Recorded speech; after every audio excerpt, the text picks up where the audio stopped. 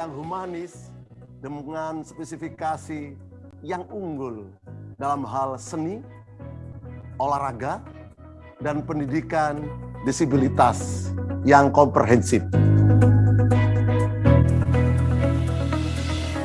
Pendidikan tak hanya menjadi intisari keberadaan, tetapi juga menjadi nafas perjuangan.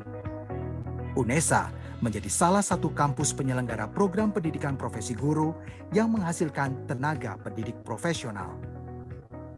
UNESA terus menyelenggarakan berbagai program pemberdayaan sebagai stimulus untuk mengembangkan sumber daya dosen dan mahasiswa. Pengembangan riset serta produk-produk inovatif menjadi solusi atas permasalahan yang ada pada masyarakat.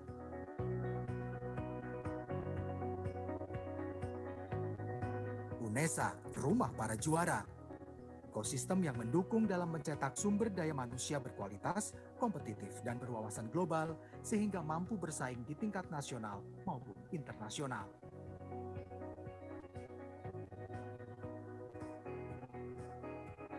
Kolaborasi adalah kunci kemajuan dalam upaya menjadi kampus berdaya saing global.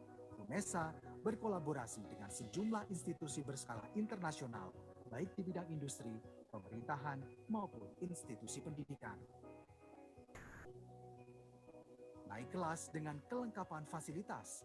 Sebagai wadah dalam mengembangkan minat, bakat, serta potensi mahasiswa, UNESA juga terus mengembangkan sarana dan prasarana yang mampu menunjang kegiatan akademik maupun non-akademik.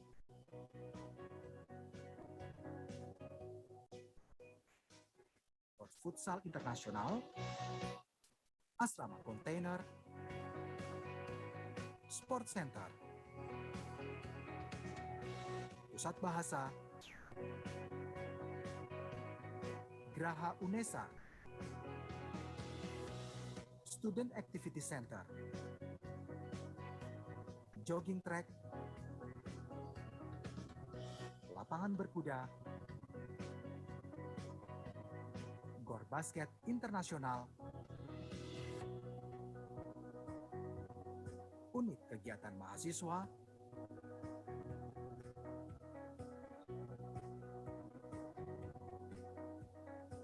seni,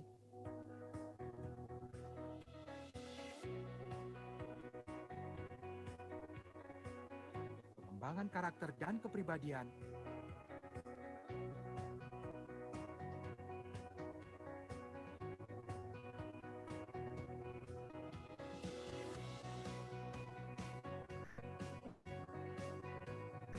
olahraga,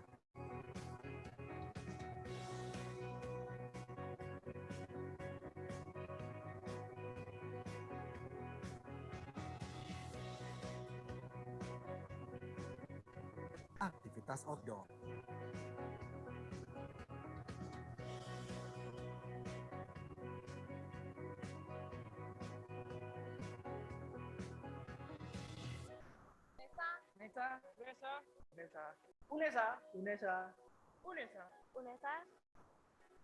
UNESA, satu langkah di depan.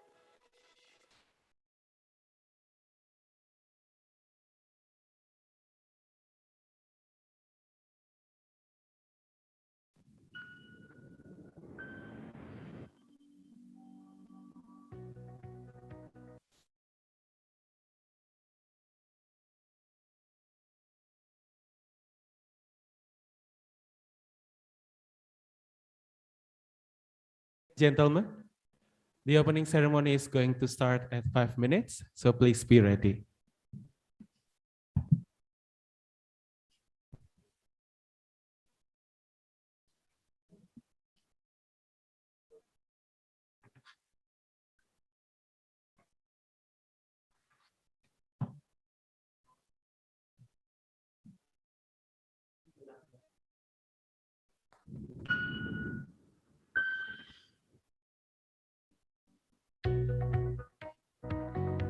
dari kota terbaik, Fakultas Ilmu Pendidikan,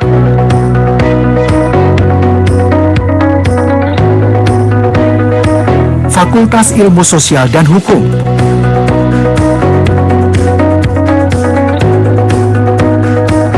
Fakultas Ekonomi,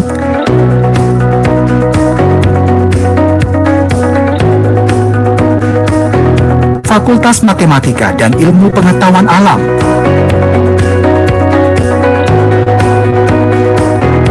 Fakultas Teknik,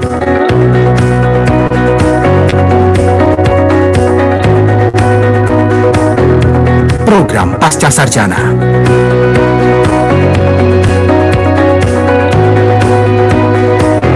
Memiliki 2 klaster keilmuan, program studi berbasis kependidikan dan non-kependidikan, UNES memupuk tradisi ilmiah dalam penelitian, menggelorakan semangat pengabdian pada masyarakat, berjejaring berkolaborasi dengan pemangku kepentingan, serta mewujudkan pelayanan yang prima, transparan, dan akuntabel.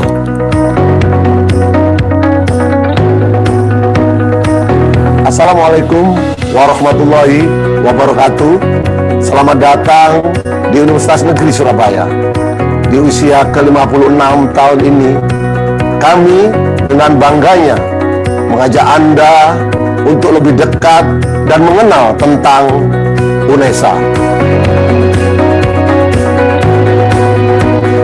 Kami terus berkomitmen tidak hanya menyelenggarakan pendidikan terbaik bagi tenaga pendidik profesional masa depan, juga sangat berfokus untuk menciptakan lulusan yang berkarakter, tangguh,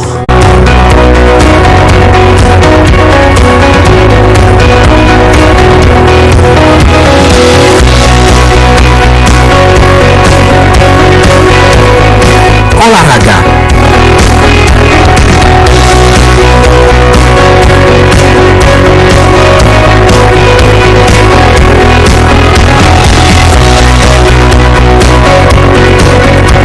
aktivitas outdoor,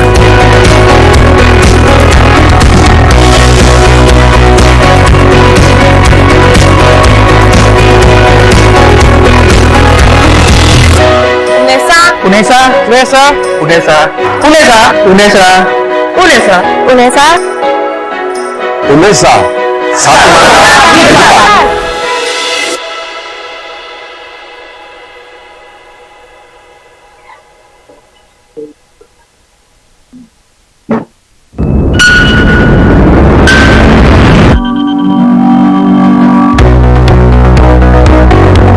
dari kota terbaik di Indonesia, kota dengan catatan sejarah perjuangan dan nuansa kepahlawanan.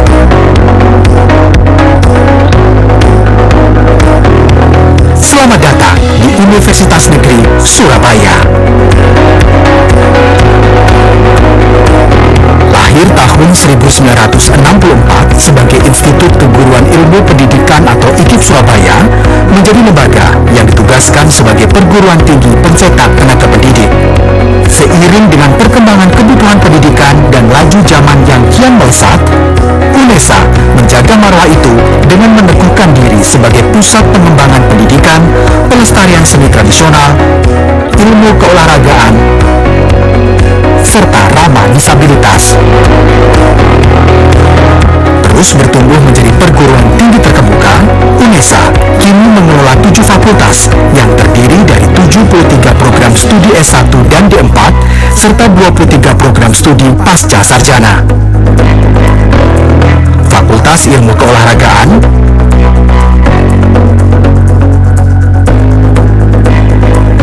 Fakultas Bahasa dan Seni,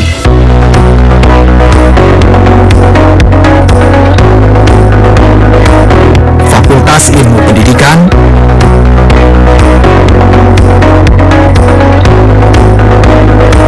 Fakultas Ilmu Sosial dan Hukum,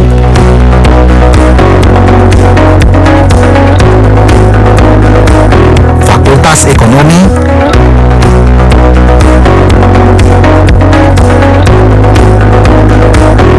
Fakultas Matematika dan Ilmu Pengetahuan Alam,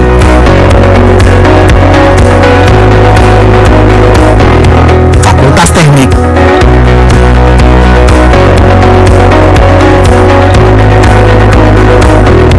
Program Pasca Sarjana.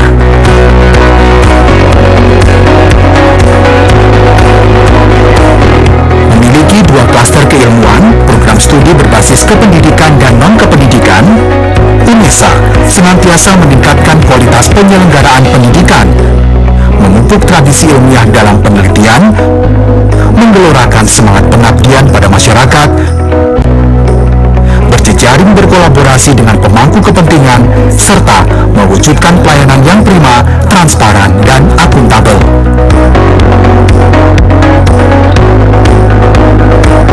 Assalamualaikum warahmatullahi wabarakatuh.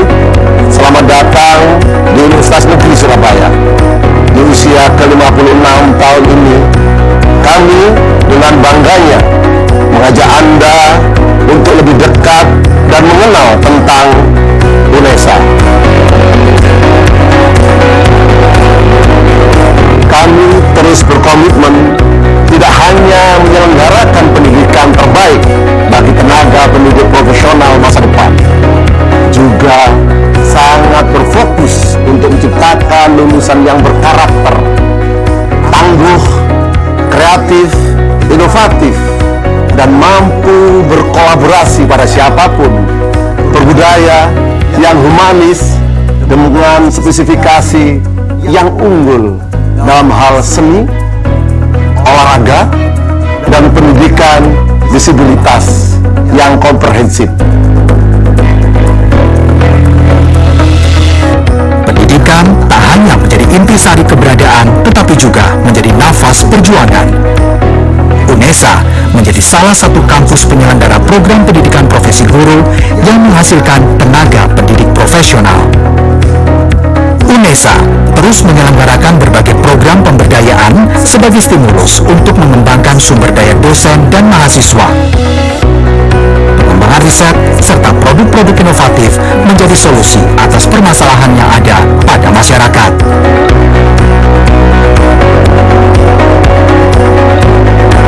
UNESA, rumah para juara. Ekosistem yang mendukung dalam mencetak sumber daya manusia berkualitas, kompetitif, dan berwawasan global sehingga mampu bersaing di tingkat nasional maupun internasional.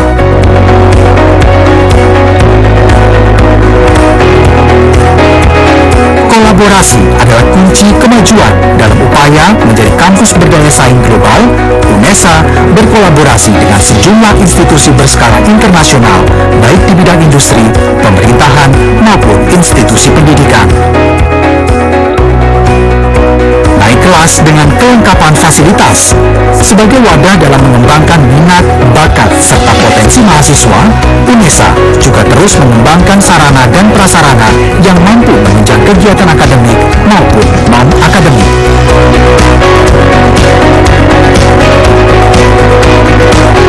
Gor Futsal Internasional, Asrama Kontainer, Sport Center, Pusat Bahasa, Geraha UNESA, Student Activity Center, Jogging Track, Lapangan Berkuda, Gor Basket Internasional, Unit Kegiatan Mahasiswa,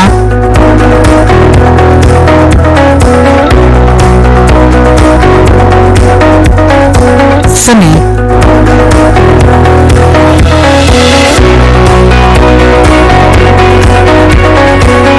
pengembangan karakter dan kepribadian,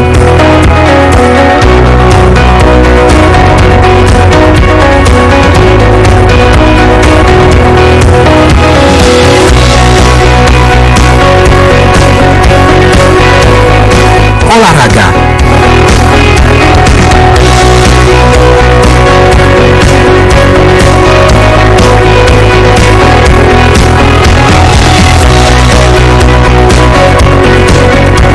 aktivitas outdoor,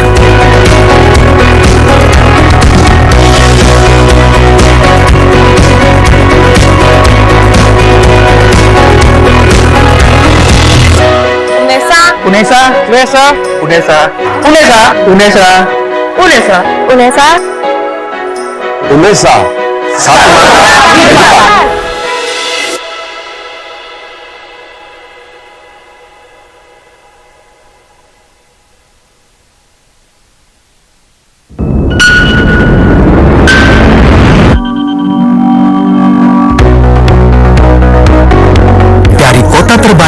Indonesia, kota dengan catatan sejarah perjuangan dan nuansa kepahlawanan.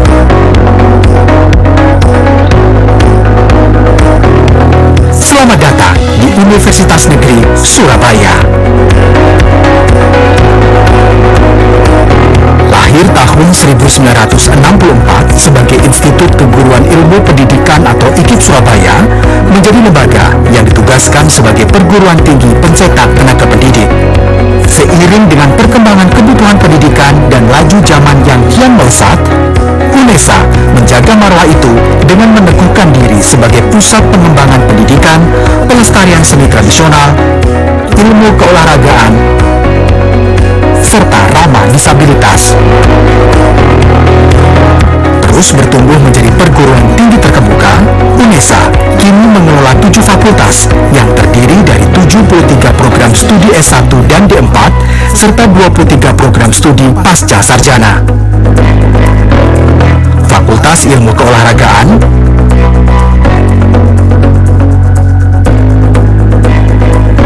Fakultas Bahasa dan Seni,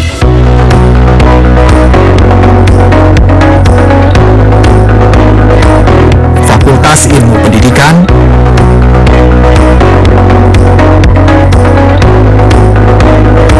Fakultas Ilmu Sosial dan Hukum,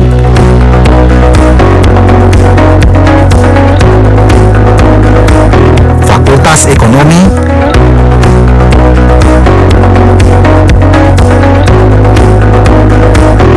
Fakultas Matematika dan Ilmu Pengetahuan Alam,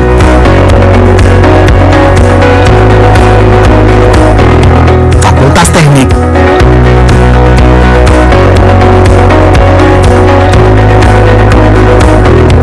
program pasca sarjana.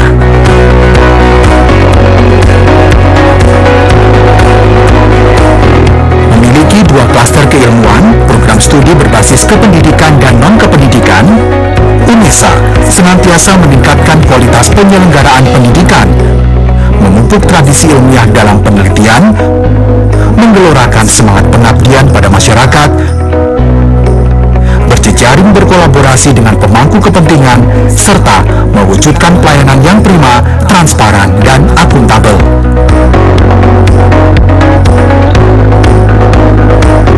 Assalamualaikum warahmatullahi wabarakatuh. Selamat datang di Universitas Negeri Surabaya. Di usia ke-56 tahun ini, kami dengan bangganya mengajak Anda untuk lebih dekat dan mengenal tentang UNESA.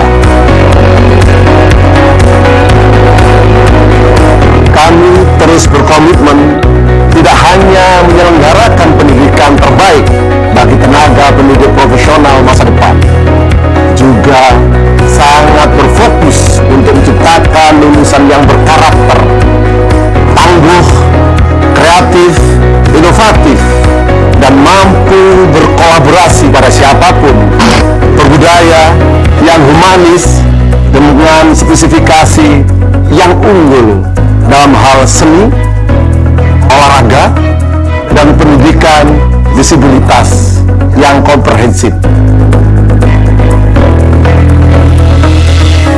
Pendidikan tak hanya menjadi intisari keberadaan, tetapi juga menjadi nafas perjuangan. UNESA menjadi salah satu kampus penyelenggara program pendidikan profesi guru yang menghasilkan tenaga pendidik profesional. UNESA terus menyelenggarakan berbagai program pemberdayaan sebagai stimulus untuk mengembangkan sumber daya dosen dan mahasiswa. Pengembangan riset serta produk-produk inovatif menjadi solusi atas permasalahan yang ada pada masyarakat.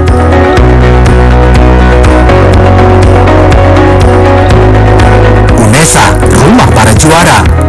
Ekosistem yang mendukung dalam mencetak sumber daya manusia berkualitas, kompetitif, dan berwawasan global sehingga mampu. Ladies and gentlemen, we are going to start the opening ceremony. For all participants, please kindly mute your microphone unless the committee asks you to unmute your microphone.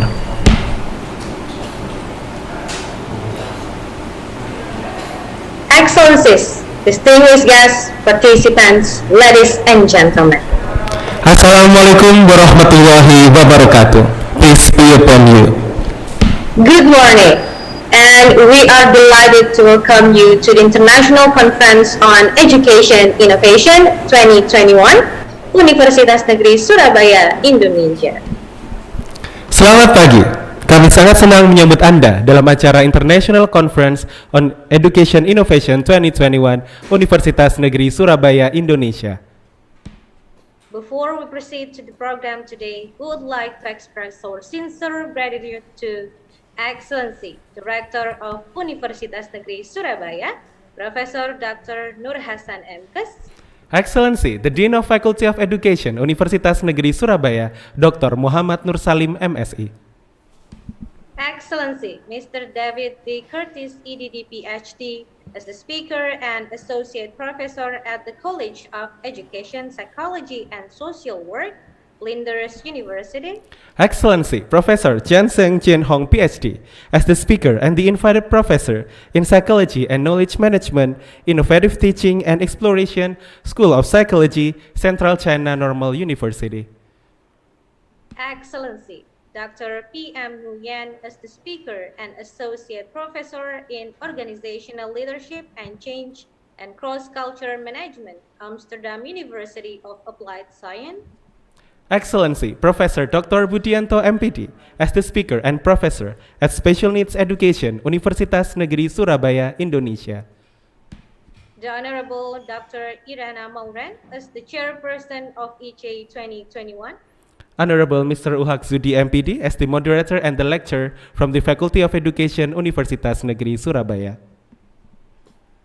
Excellencies, distinguished guests, ladies and gentlemen, the 5th International Conference on Education Innovation 2021, or ICEI 2021, is an interdisciplinary forum for teachers, researchers, practitioners, and academicians to present and discuss the latest research findings, concerns, as well as practical challenges encountered and solutions adopted in the fields of education.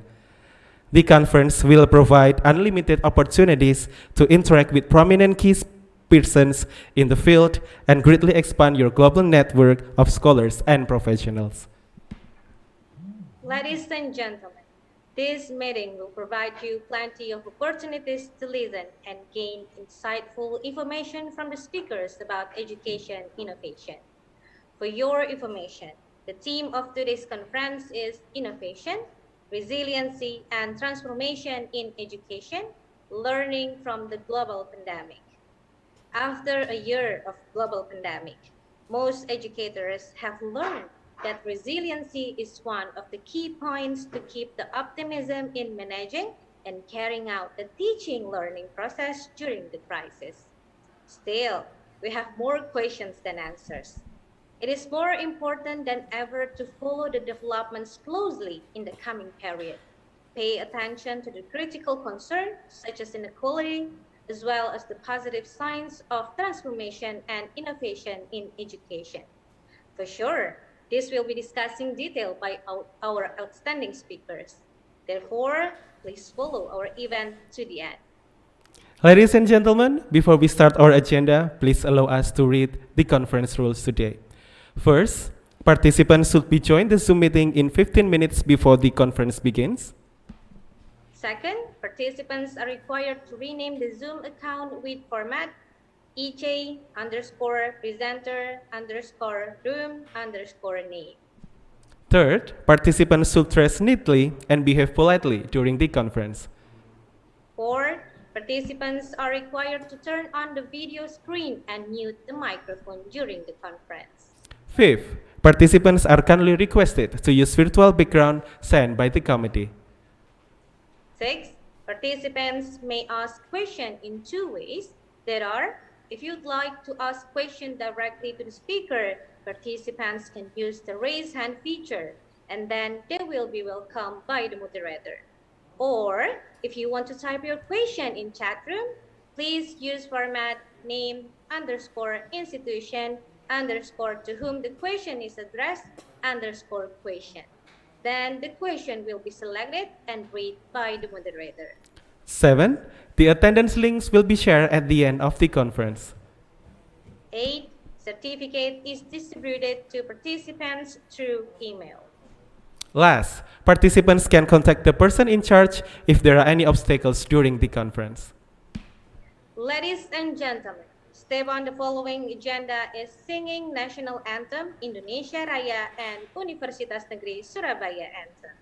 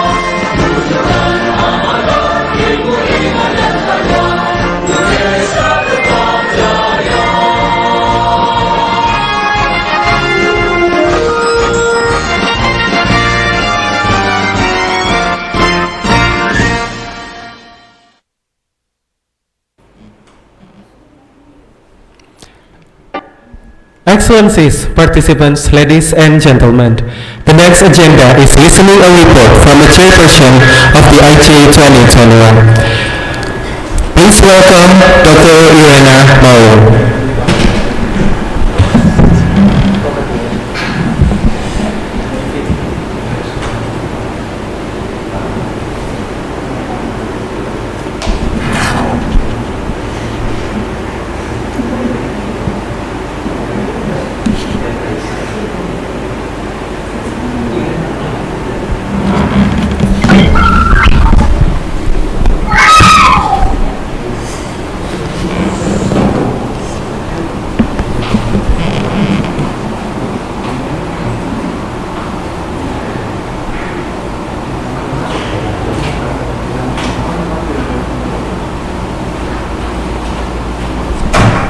While we are waiting for Dr. Ina to give the conference report, once again we would like to remind you all, please mute your microphone unless the committee asks you to unmute your microphone. Okay, Pak Asyar, can you hear my Yes, voice? crystal clear, Yeah. please. Okay. I'm having a little bit disrupted the connection. So sorry.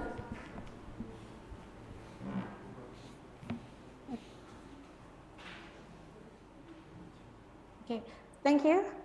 Good morning from Indonesia, the honorable keynote speakers, the honorable rector and vice rector for academic affairs of Faculty of Education, Universitas Negeri Surabaya, the honorable JP, the Artificial Intelligence and International Publication Center of Universitas Negeri Surabaya, and distinguished guests, ladies and gentlemen. It is a privilege to be here with you in such a good health today. As we might already aware of, the COVID-19 pandemic is still taking a growing toll on many countries, including in Indonesia. Until today, we've had 4.2 million cases, and we have lost many of our dearest families, teachers, students, and friends. In education, the pandemic has created the largest disruption of educational system in recent history. All levels were affected, from preschools to university.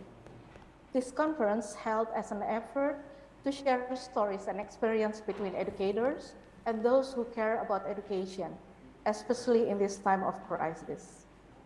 Therefore, I'd like to express my gratitude to all the keynote speakers. We have Professor Hong from Central China Normal University, Dr. Mai from Amsterdam University of Applied Sciences, Mr. David Curtis, PhD from Flinders University, Professor Dr. Budianto from Universitas Negeri Surabaya. Thank you very much for your willingness to share your knowledge and expertise.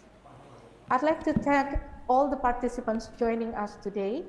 We have registered participants from China, Bangladesh, and Thailand, aside from fellow educators from Indonesia, and approximately 70 papers submitted. We look forward to working with you closely to discuss ideas and also turn them into action so we can help each other to face the pandemic and then to grow and thrive after we overcome it. I'd like to also especially thank the advisory board of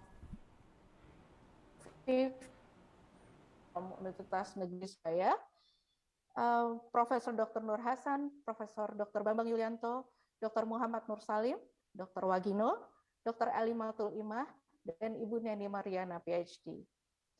Last but not least, I'd like to thank colleagues from the Faculty of Education, especially the 18 members of the committee of ICEI who are so creative and passionate in making this happen. Ladies and gentlemen, a very welcome to each and every one of you, and thank you again for being here. I'm Irena Maurin as the chairperson of ICEI 2021. Thank you. Back to you, Mas Ashar and Mbak Fira. Thank you. Thank you so much, Dr. Irena Morin, for the report. Well, Excellencies, participants, ladies and gentlemen. Now, we are going to listen to opening speech and remarks delivered by the Vice Rector of Academic Affairs of Universitas Negeri Surabaya. Ladies and gentlemen, please welcome Professor Dr. Bambang Yulianto, MPD. The floor is yours. Thank you. I'm Bambang Yulianto. I'm Vice Rector for Academic Affairs. Now, I want to read the opening remarks of Rector of State University of Surabaya, UNESA. Assalamualaikum warahmatullahi wabarakatuh. Salam sejahtera, Om Swastiastu, Namo Buddhaya, salam kebajikan. Good morning from Indonesia. The honorable speakers, professors, delegates, and participants, welcome you all to the 1st International Conference on Education Innovation, ICEI 2021.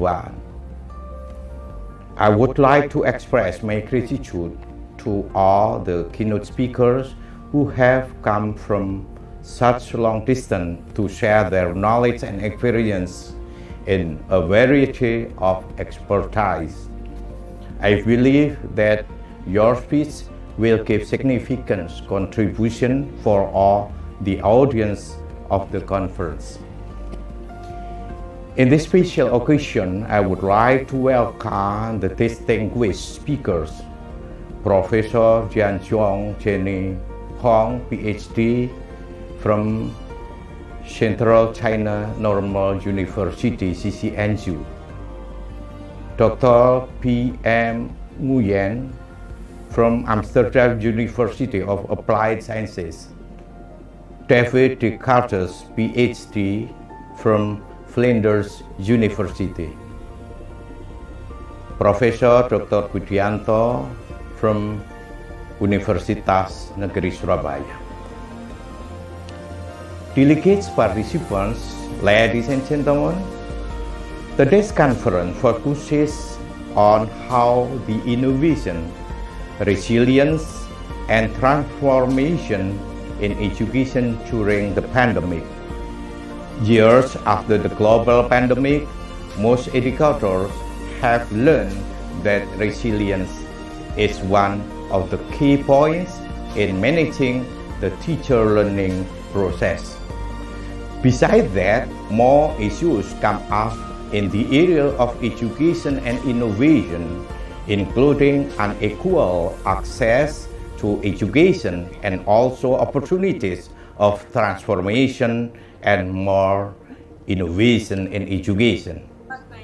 Our university is one of the leading teacher training institutes in Indonesia, plays important roles to the development of education through research and innovation. We do hope this conference provides more space for educators, researchers, and practitioners to share their insight for better education and teacher professional development to answer the future challenges in the area of education. Ladies and gentlemen, UNESA currently is among top-tier universities in Indonesia. We are among prominent teacher training and education institutes in Indonesia with some programs, including teacher professional development program. We are looking forward to internationalization of the university. Our strategic plan in the 5 years is to become a recognized regional teaching university with bigger contribution in the area of education and innovation in Indonesia and surrounding countries. One of strategies that we are doing is we are hosting some international conferences in some fields, including STEM education and sport sciences, already done successful 2 last weeks, and international conferences in the area of education, cultural studies, and applied linguistics, vocational education, and engineering. Today's international conference in the area of education is a part of our commitment to the development of education. The outcomes include international reputable publication that can reach a broader audience. In this opportunity, on behalf of the Rector of UNESA, I would like to extend my gratitude to all parties to host the conference today. First, organizing committee, Dr. Irina Mauren and team, thank you for your job to make this happen. Second, Center for Artificial Intelligence and Scientific Publication of UNESA, Dr. Elimatul Ima and her team, for their commitment to manage all the conferences and other scientific forums at UNESA. Third, faculty members of Faculty of Education, Dr. Muhammad Nur Salim, and other professors and faculty members. Thank you for the support and guidance for the conference. Teachers, delegates, ladies and gentlemen, on behalf of the Rector of UNESA, I would like to officially open the day's conference on education and innovation with the name of God. Bismillahirrahmanirrahim. We do hope the conference gives positive contribution to education and runs well according the schedules. For all professors, teachers, delegates, and participants, happy conferencing and good luck. Wassalamualaikum warahmatullahi wabarakatuh. Rector Professor Nur Hasan. Thank you, Professor Dr. Bambang Yulianto, Thank MPD, you. for the opening speech and remarks. Ladies and gentlemen, now we will hold a photo session. The keynote speakers, the dean, as well as the participants are welcome to take a position. We are inviting you to open the camera because we will take the picture for documentation. Well, we will take a picture in 3, 2, 1. Keep your best smile. Okay, once more. Please be ready in 3, 2, 1, and done. Okay, we already have your picture here for documentation. Thank you very much. All right. Before we move to the next agenda, we would like to remind you all that we have provided the link of the attendance on the chat. So please kindly check the chat. And we are now continuing our conference to the next agenda, that is plenary session. This plenary session will be led by our moderator, Mr. Ulhak Zuhdi, MPD. He is a lecturer. Yes. He is a lecturer in primary teacher education, Universitas Negeri Surabaya, with immense international experiences. Mr. Ulhak, without further ado, time is yours.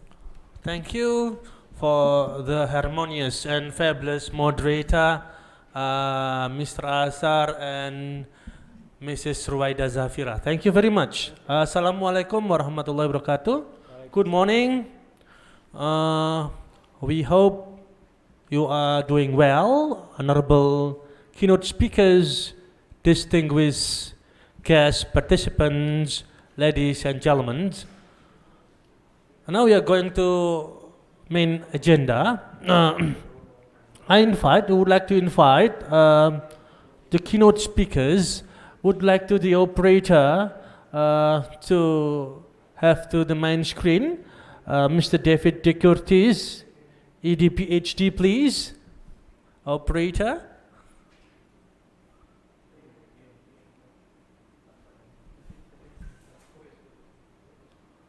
Okay. Thank you, Mr. David De Curtis. Hello, sir. Hello. He is Associate Professor, College of Education, Psychology and Social Works from the Flinders University. Before presenting material, we would like to see the curriculum vitae for Mr. David De Curtis. Operator? We would like to read and highlight his curriculum vitae. Principal Transforming Education Australia, Associate Professors, College of Education, Psychology and Social Work, has 3 main areas of interest and expertise: educational assessment, evaluation and measurement, lifelong learning and generic skills, and distance, online and flexible learning.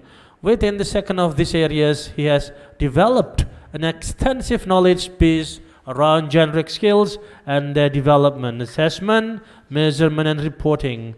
More than 49 publications, wow, referred journals, papers, book chapters, and published reports. Next, please. Okay, I think that's all, Dr. Curtis, because there are so many publications. They were so long.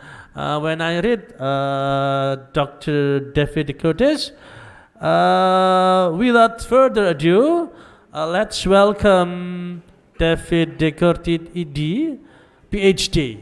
We welcome you to giving the presentations. Time is yours. Thank you very much indeed. I will, in a moment, sorry, I have to share my screen.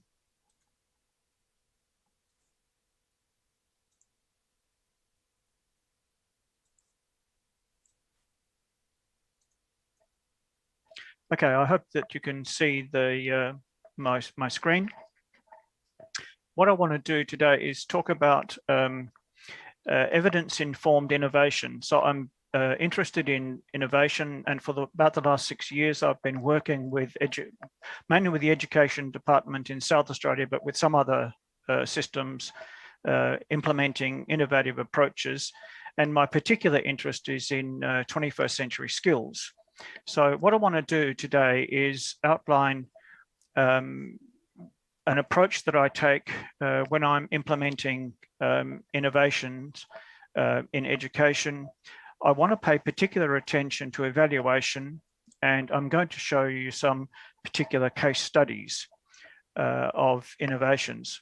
So I want to begin now with a particular project that has been a difficult one. It's been occurring during the pandemic and with many of our schools, like yours, locked down. Briefly, the project focused on Aboriginal children's literacy learning. And the problem that we experience in Australia is that many of our Aboriginal children experience quite low levels of literacy in English, because English is not the first language for many of these children. So the purpose of the project was to improve teachers' knowledge and practice around literacy instruction through professional learning and through coaching. And I think coaching is an interesting aspect of this project.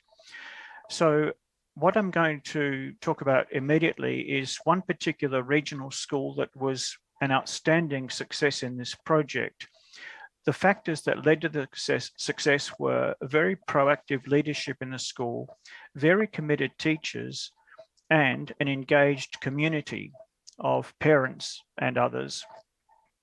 And the outcome of the project was a very positive one for all of the learners in the school. So we've already seen, the project is still going, but we've already seen very substantial improvements in the literacy levels that children display. So with the background of a project like that, what I want to do is talk about approaches that we take to innovation. So I want to talk about the innovation cycle. So if I may, I'm going to, so when we're planning to develop an innovation, the first stage that we recommend is an exploration of the problem. So what is it that we're seeking to achieve? And we need to be very focused on the outcomes that we're seeking. So in the case of the project that I just mentioned, we were interested in improving teacher knowledge and improving children's literacy outcomes. So that was the goal. The problem that we faced is low levels of literacy among children. And we need to explore that problem in some detail. That is, we need to understand the problem before we can attempt to address it. So it's important to go through an exploratory process in which we seek to understand the core of the problem. So for example, is this problem one to do with what happens at school? Is the problem something to do with the way children learn at home? So they're the dimensions, that's the approach that we take to exploring the problem. The second stage in the process is an investigation of approaches that may be supportive. This is where we need to find interventions that may be effective. And this involves a review of literature. It involves identifying a range of possible interventions, evaluating those interventions, and then selecting one that we will implement. So this is a particularly, I'll return to this point in a short while, but this is a particularly important aspect of the approach that we take. I'm particularly focused on generating evidence-based interventions. So we must look for evidence that the innovations that we intend to implement indeed are likely to work. The next phase in the process is implementation, but rather than rush into the implementation, I want to we need to look forward to the next stage, which is evaluation. And before we implement, we need to understand what is it that we're trying to achieve, and particularly what information are we going to collect that will tell us whether the implementation has been successful. So, for example, in the literacy project, it was vital that we collected baseline data on both teacher knowledge and student achievement. And we needed to do that before the project was implemented.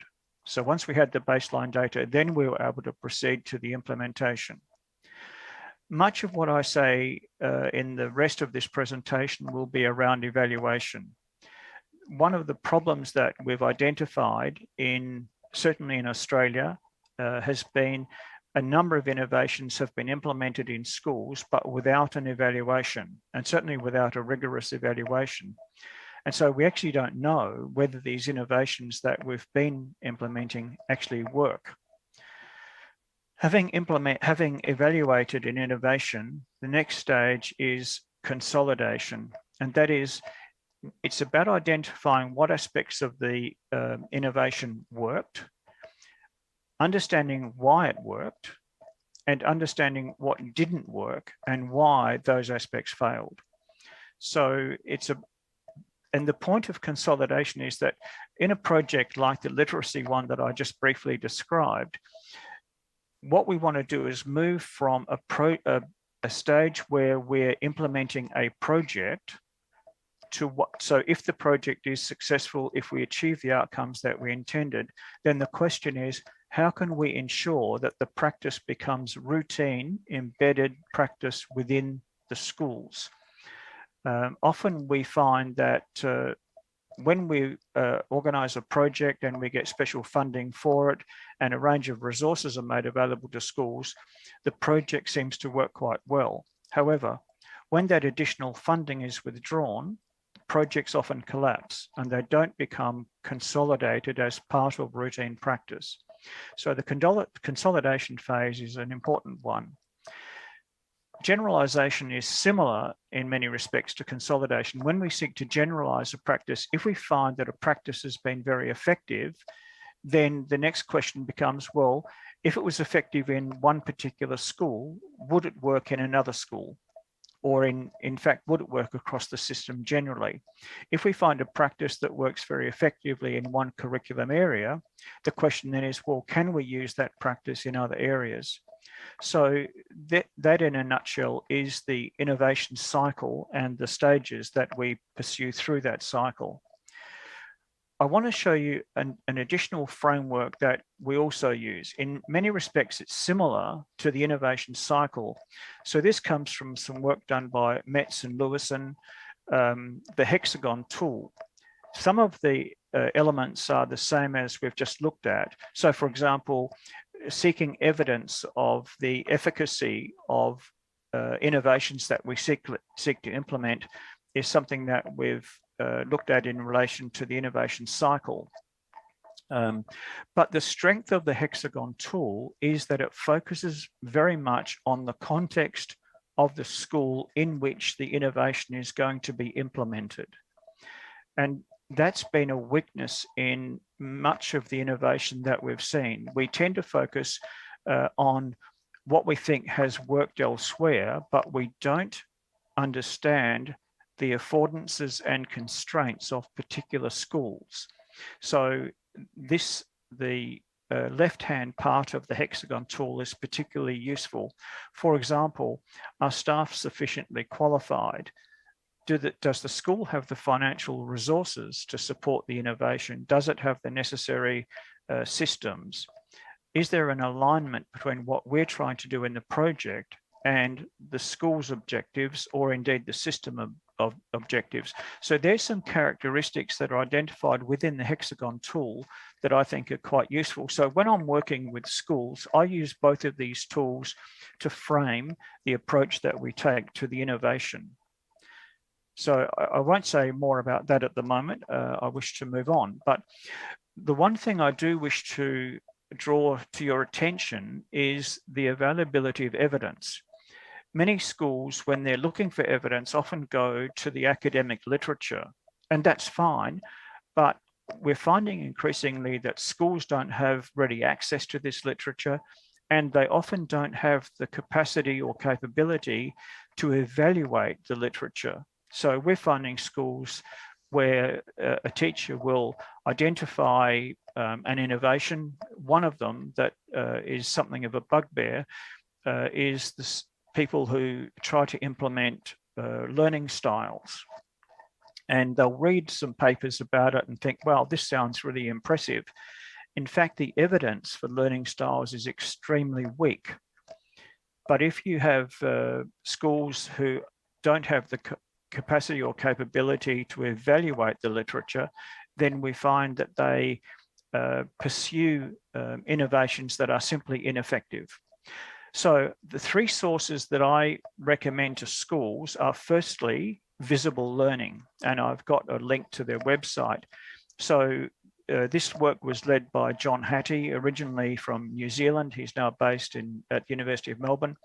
But he did a meta-analysis. So he looked at some 8,000 studies of 150. There are now more than 150 potential innovations in his data set. What has been particularly useful in Hattie's work is that he's looked at an effect size for each innovation. In other words, how big a difference is it likely to make to student learning? And some effect sizes are actually very small and frankly not worth pursuing. Some are quite large. So for example, if you implement formative assessment with feedback, the effect size is very strong indeed. And so it's a worthwhile innovation. Some of the innovations, some of the interventions, so-called, that Hattie describes, for example, if you look at parental education, we know that parental education makes a big difference to children's outcome. But as a school, you can't go and change the educational achievement of parents. That's just something that is not available to you. So it's simply not worth considering. So the visible learning database is extremely valuable. The other one that I like in particular comes out of the UK, the Education Endowment Foundation. The Education Endowment Foundation identifies potential innovations for schools, and it has co-opted a large number of schools who participate in school-based studies. So if the Education Endowment Foundation comes out and publishes a report, their report is based on what has worked in real schools. So this isn't stuff that comes out of a laboratory. This is stuff that has been shown to work in real schools. And they're quite blunt about their results. So they'll tell you that something worked quite well. So they'll say, oh, this had, they talk about effect size in terms of how many months of learning students gain. So if they say students gain 3 months of learning over the course of a school year, that's a very substantial improvement. But they'll say that some other innovations they tried had no effect at all. So it's very useful to know what has worked in particular school environments. Of course, this comes out of the UK, and so you need to be aware that what worked in a UK school may not work in a school in Australia or Indonesia or Thailand. So, however, they will give you indications about innovations that may be worth pursuing. The final database that I use, rather less than the others, is the What Works Clearinghouse. The value of What Works is that they value randomized controlled trials. So much of the work is based on laboratory studies, which is where you can do randomized controlled trials rather readily, where you often can't do those things in schools. But they've got very solid evidence basis for what they do. So that's a source that's worth using. So when you're looking at an innovation that you wish to try in schools, they're the three sources that I direct schools to use. Now, I'm going to take a bit of a digression at the moment, for the moment.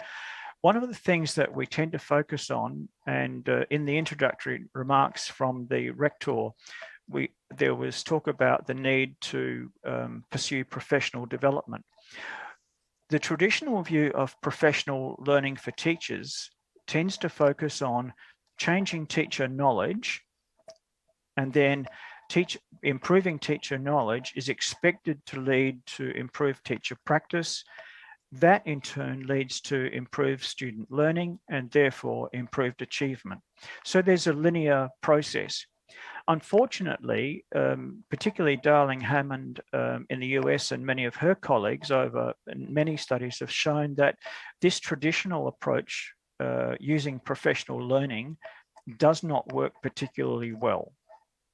It's not a very effective way to use teachers' time.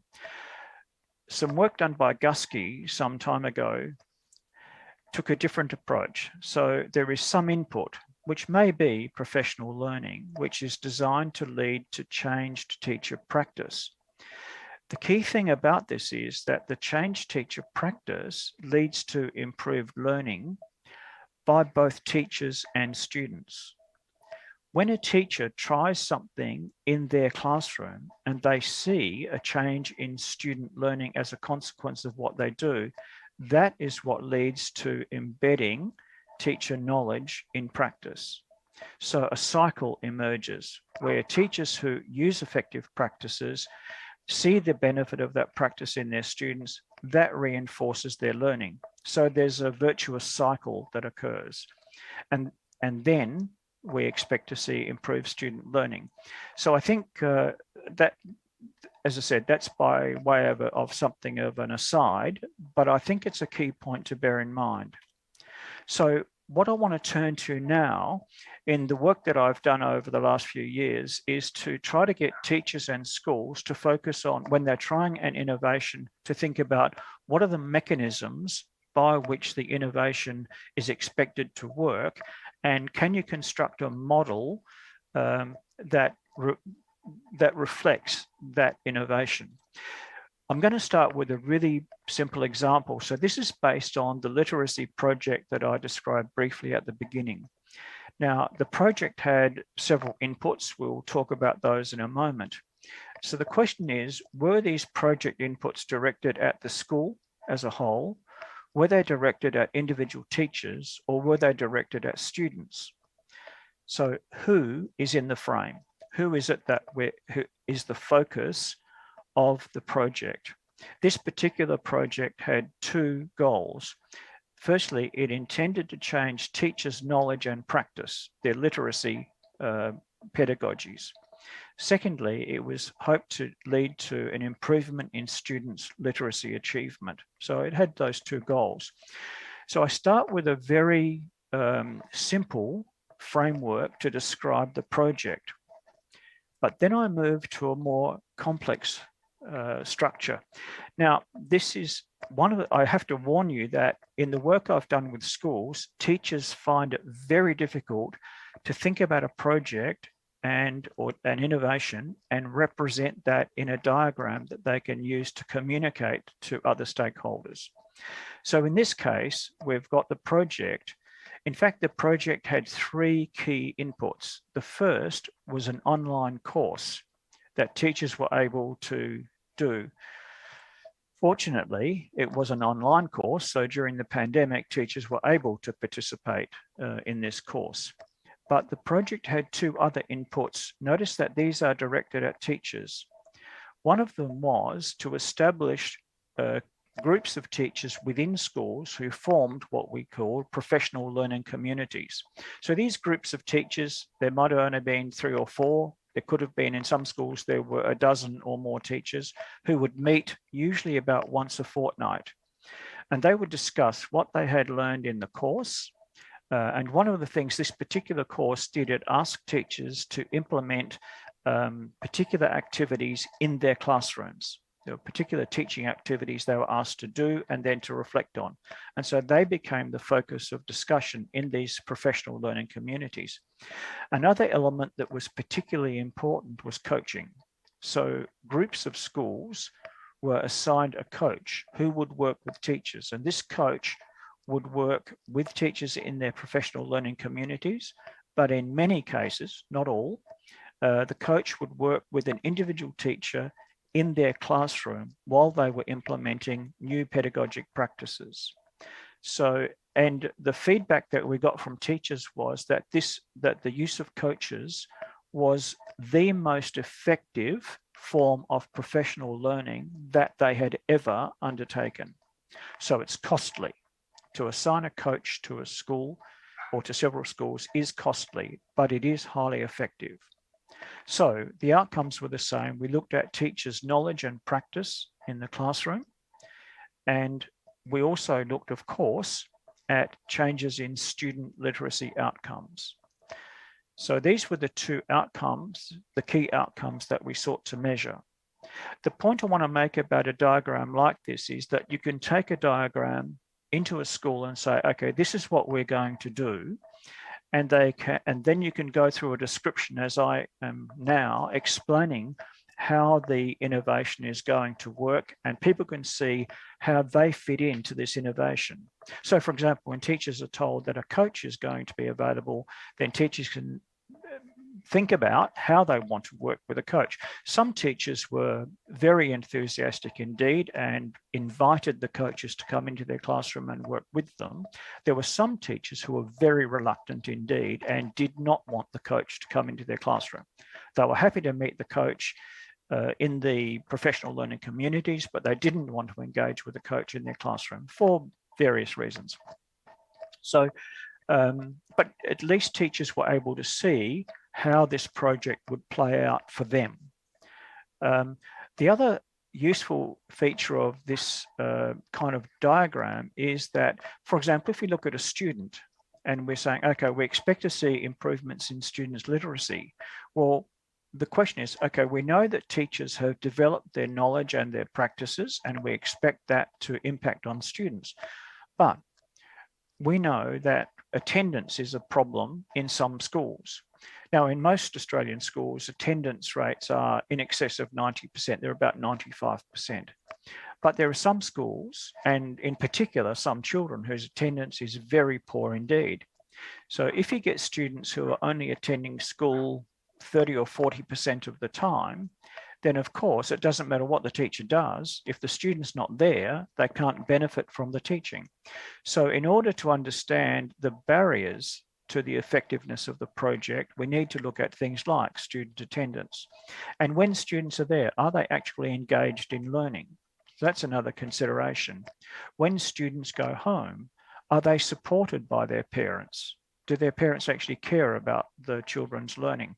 So there are a lot of other influences that operate on students, and we need to understand them in order to understand whether the project worked, what the enablers of the project were. So for example, if you see highly engaged parents, then student learning is much more effective. If you see disengaged parents, then student learning is much less effective. But you can hardly blame that on the project. So the point I want to make about this is that constructing a model that represents the project is a particularly powerful way to communicate the project to the various stakeholders who might be interested in it. So, however, I must warn you that this is also very difficult for some teachers to construct a model like this themselves. This is an area where a researcher can work alongside of teachers and schools and help them to construct models like this. So I want to talk now, and in the paper that I wrote for the conference, I focused particularly on generic capabilities. And so briefly, what I want to do in the time I have left is to focus on two issues. So I focus on generic capabilities because they've been a focus for attention for about 25 years, actually a bit more, it's about 30 years in fact. But most of the attempts to implement generic skills systems, employability skills, they've been given many names, have not been successful. And I identify about 8 factors that may be enablers or barriers. I want to focus on 2. And the first is once you've selected a particular skill that you want to develop, then the key point is to develop a coherent description of the construct based on the literature and on expert input. I won't list the other points, but the other factor that is absolutely critical in the success of an implementation is to build it in as part of assessment. What students told us in one of the studies that we did is, if you don't assess it, then clearly it's not important. So if you want students to take it seriously, in fact, if you want teachers to take it seriously, build it into the assessment program. So to illustrate this by example, so one of the projects that we did was to try to develop problem-solving skills for students. We went through the process of understanding problem solving. We evaluated theoretical accounts of problem solving, and we found 4 dominant models. We chose the information processing model. Having selected that model suggested that there were 5 main components of problem solving. We identified them as 5 dimensions. For each dimension, we developed a number of indicators. How would you know if a student is showing evidence of this particular dimension or component? And then for each indicator, we developed a limited number of performance levels, and we deliberately limited that to only a few performance levels, because that reduces the assessment load on students and teachers. The key thing that we did was to build this into an assessment rubric that teachers and students could use. And that's some of the work I'm doing at the moment in South Australia is doing exactly this. So now we're working on a different capability where we were asked to develop a capability, a personal enterprise, an entrepreneurship capability. And so this is exactly the process that we've been through, and we've then been testing our rubric by applying it to existing assessment tasks. It's from that we're collecting a lot of data that tells us about the validity and particularly the reliability of the assessments that we're able to do. So we're collecting solid evidence. So that work is ongoing. I won't say much more about that now. I've described that work to some extent in the paper that I presented for the conference, so I'll leave you to do that. So I'm going to wind up. The key points I wanted to make is innovation isn't always about doing something completely new. There are many, many innovations that we can select from the literature, things that we know work, but in many cases simply haven't been tried in classrooms. When we do seek to implement some innovation in classrooms, then I think we need to have a framework for doing that. I think the innovation cycle and the hexagon tool are particularly helpful frameworks to enable schools to undertake the implementation of innovations. In particular, it's important to focus on evidence to support the interventions that schools want to try, and I referred to 3 particular sources that I think are very useful. The next element of the process that I think is critical is to conduct a thoroughgoing evaluation of the project. And so in the innovation cycle, I talked about evaluation, and those the two frameworks that I mentioned are a useful starting point for that. So I will leave my presentation at that point. I've got references, but you can check them later. So thank you very much indeed. I will now stop sharing my screen.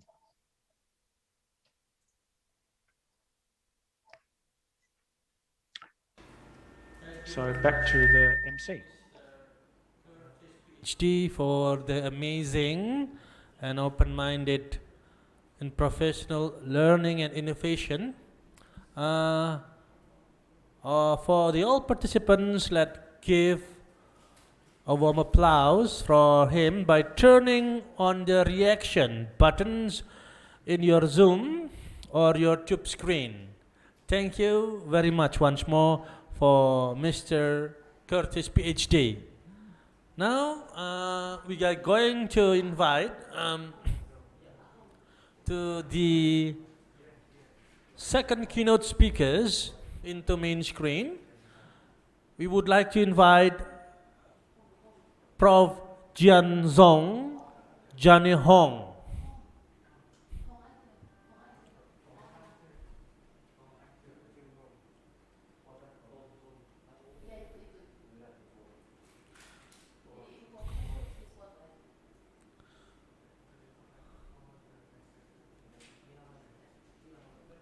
Good morning, Prof. Jian Zong from the Indonesian time. Good morning, sir. Good morning. Okay, thank you very much. Okay. Can you see me and can you hear me clearly? Yes, yes, I see your voice, but still low. Would you like to make it louder, sir? Okay, let me see. Okay. Now we can hear your voice clear. Okay. Professor in Psychology and Knowledge Management, Innovative Teaching and Exploration, School of Psychology, Central China, Normal University. Before giving the presentation, sir, I would like to read and highlight your curriculum vitae. Jianzong Zhenhong, invited professors in Psychology and Knowledge Management School of Psychology at Central China Normal University, Wuhan, China. Courses taught: undergrads, academic writing in psychology, elementary and advanced, cultural psychology, graduates, basic issues in psychological research, international students, cultural psychology, culture, communication and management, and psychological perspective. Course partially involved developmental psychology undergrads, qualitative research method, master students, organizational learning and knowledge management, both undergrads and graduates, advanced in cultural psychology, research and application for the doctoral students. Latest publication in Duan ZH Wang, FX and Hong GZ in 2016.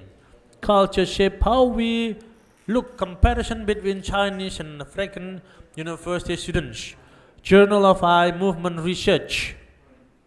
And the latest, also in 1996, Development of Verbal and Nonverbal Thinking, a review and reanalysis of studies in children of 6 nationalities on the Qinghai Plateau, publication in Social Sciences 25, University of Junsu. Okay, wonderful curriculum vitae, Professor. Now, without further ado, let's welcome Professor Jianzong Zhenhong, PhD, for giving presentation. Time is yours, Professor.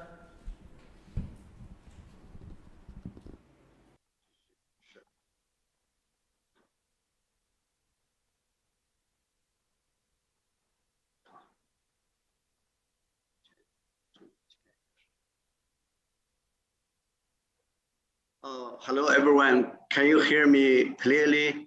Yes. Can you see my slides? Hear you clearly, Okay, Professor great. Hong.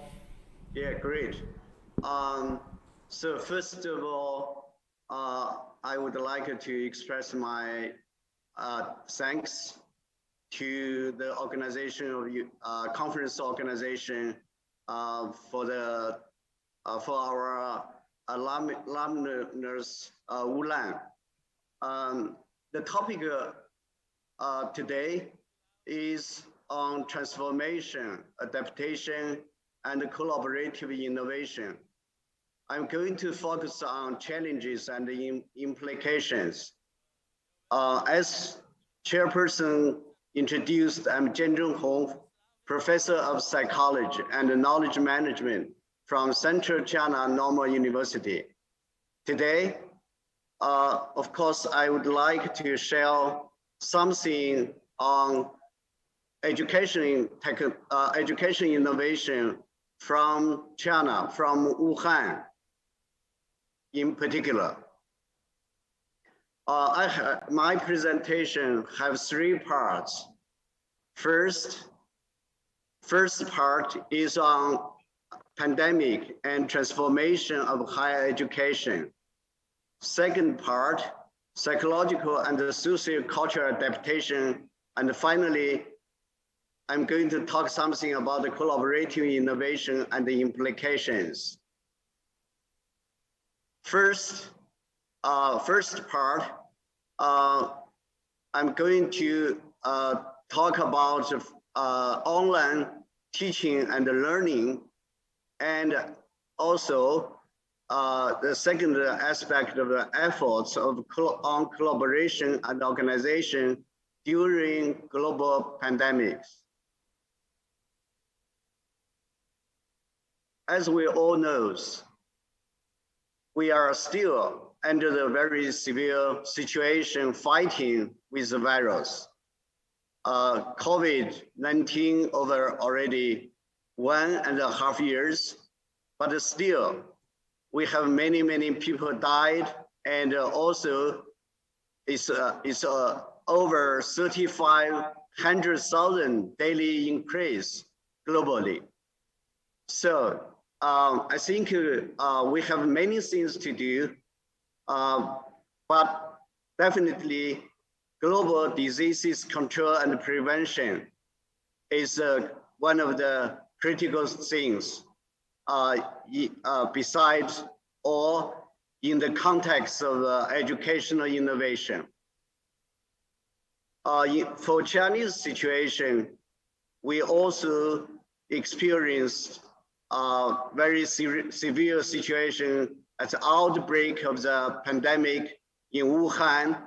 And also this year in the summertime, for instance, in Nanjing, we have the second very serious pandemic rebound, and etc., and also many other areas. So situation is not so bad, but it seems that we are doing all for faster responses for the spreading of the disease.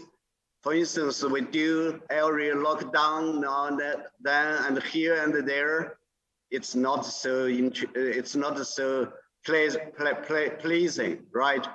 And also we do nuclear acid testing of the entire population. For instance, for Nanjing, actually we have over 10 millions populations. So entire population, it's quite a lot of work, but it's not only one testing, but we have to do several testings.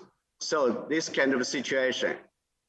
I like to actually connect with online learning and a teacher in Chinese university. At the very beginning, actually the Ministry of Education in China have a slogan.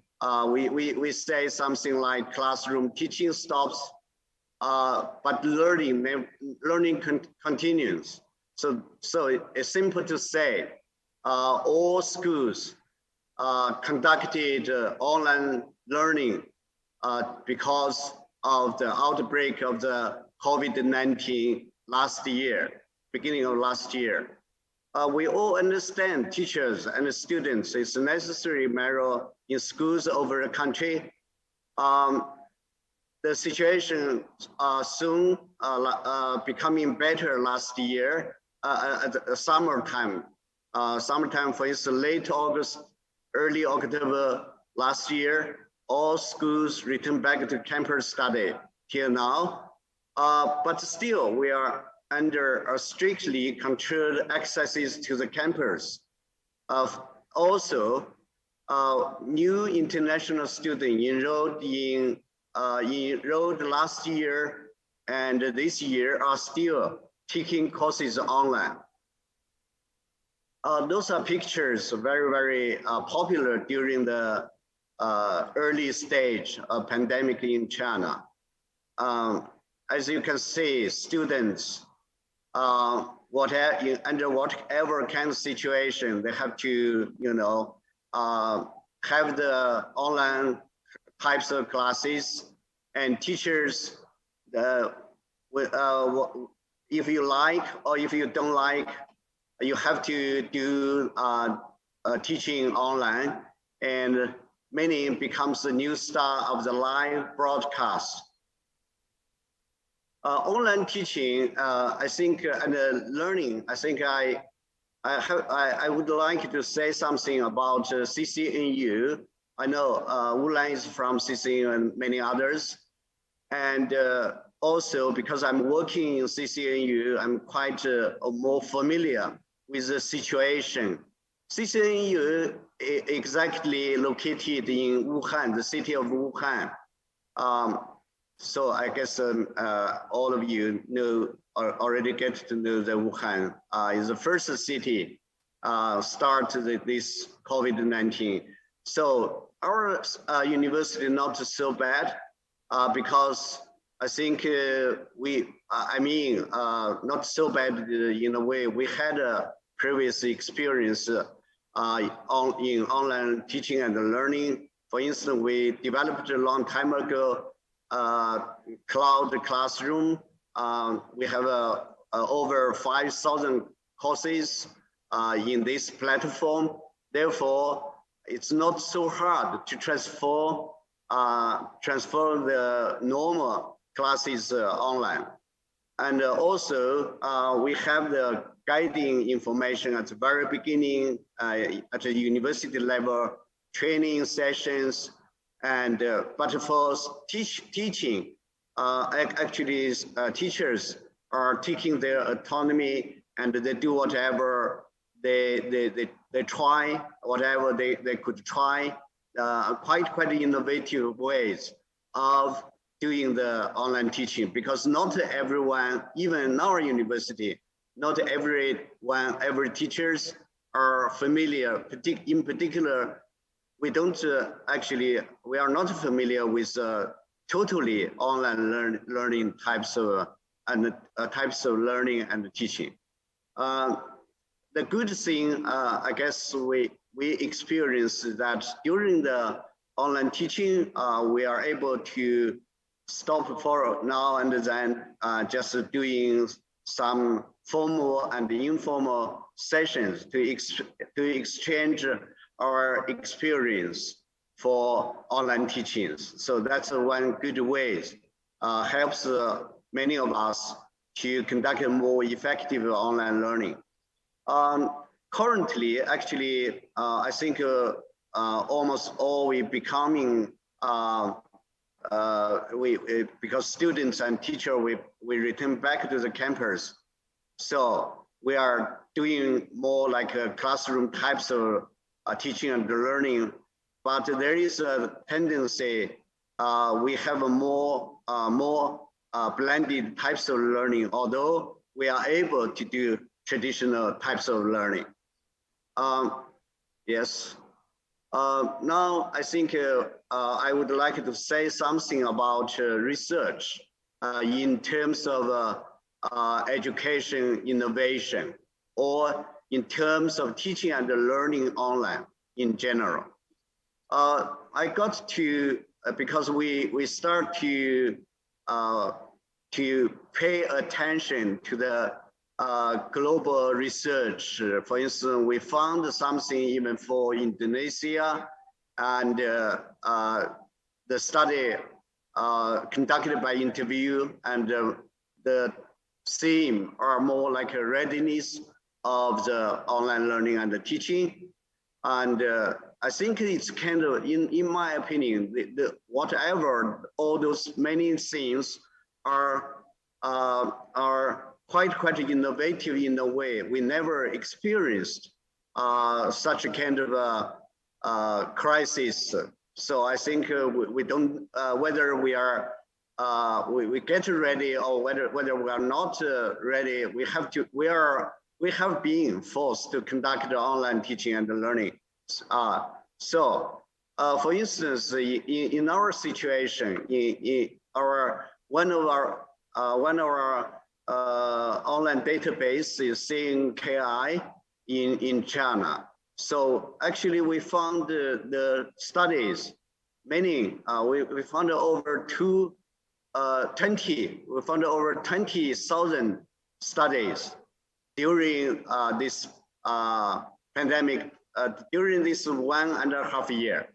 And but of course, there is some changing, as you can see from the curve. And among these studies, there are a lot of but I think the focus is learning outcomes are one of the focus, whichever ways we are doing. And the over 300 papers has been analyzed by one of my students and reported recently. We have a lot of interesting funding as well, but I think if you are interested, we could continue to share.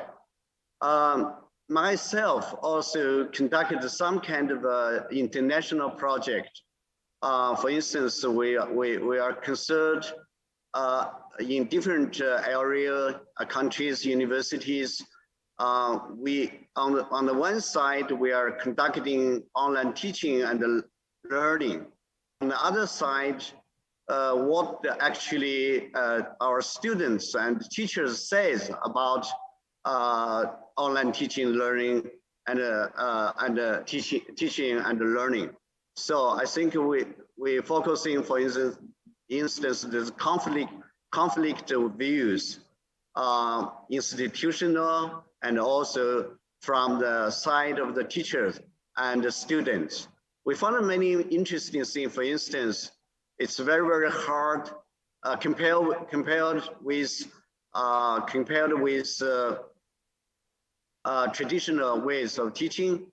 We found it very hard to evaluate student performance, also the ways of interpersonal interaction. So I think this is something related to our Asian cultures, Chinese cultures, because we are not used to these types of learning, and we would like to be being together and etc. So also the issues on the content of teaching and learning, etc. So I think before I'm saying the big issue of innovation, so I like to say a bit about psychological and sociocultural adaptation in a way, because this is new forms of learning. So how actually we were experienced, we are experienced actually, currently we still experience this kind of adaptation and intercultural communication, as today actually is one of the good example. I said something about our university, and in addition, actually, online learning and teaching it's a issue for the whole country, including elementary and middle schools in whole country in China. I think we have something, we have some fundings, we have something in general. For instance, inconsistent views of learning effectiveness among teachers, parents, and pupils. Live broadcast versus recorded broadcast. In our studies, we found many comparisons, more and more comparison, and also the comparisons of the supervision of parents versus supervision of the teachers. Adaptive new forms of learning. Actually, if we are saying innovative types of learning, I think for students, we actually notice that the increase of self-disciplinary types of learning or learning autonomy, new ways of presentation and interactive communication. We learn, teachers and students, we learn new ways of presentation, new technologies, new platforms. And in that way, I think that David talked about literacy. So I think this is one of the consideration in our school currently. It's something like digital literacy in particular. And the concept of adaptability of student transition to online learning. For instance, if they have a previous experience or not experience, these are psychological things like behavior habits. So you know, in particularly when people or students are forced to do so, and or they have a choice. I don't think they have a choice to say that no. But maybe in some other area like in China, like Hong Kong, so perhaps the situation is a bit different. So these are also psychological things for innovative types of learning. Simple to say, the needs of the students and also motivation, etc. So as I said already, Asian culture, relation-based culture, so the significance of being together. So we have experienced perhaps particular problems that, for instance, we are not getting used to. We like the atmosphere of a classroom. We would like to seek for the help from our classmates and communicate after class, etc. But during this pandemic period, it's not so able.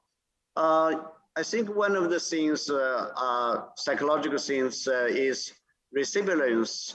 So I think also in our conference, I saw the terms there. So I think it's related to positive adaptation and mastery of online learning and teaching, etc. For instance, if we think we are thinking of the cope with COVID-19 stress with psychological resilience, some students be very optimistic, and some not, because I think if some teachers in our university has been really during the early period really got to some psychological problem because of adjustment of the inner stress, and too much stress and thinking too much every day on the issue, so then can't sleep and go to the hospital, etc. So I think this is a very important thing. Another issue, because we are now currently, I think the management is more like, very strict types of management. Students and teacher cannot really freely, but maybe we students, teachers can freely go inside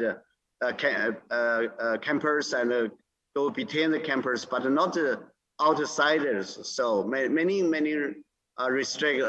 If you are traveling, you have to, ask for leave. It's a complex issue. But then, what does that mean? Maybe psychologically, these types of semi-isolation really you have to face. Because it's more and more becoming kind of normalization of coping with COVID-19.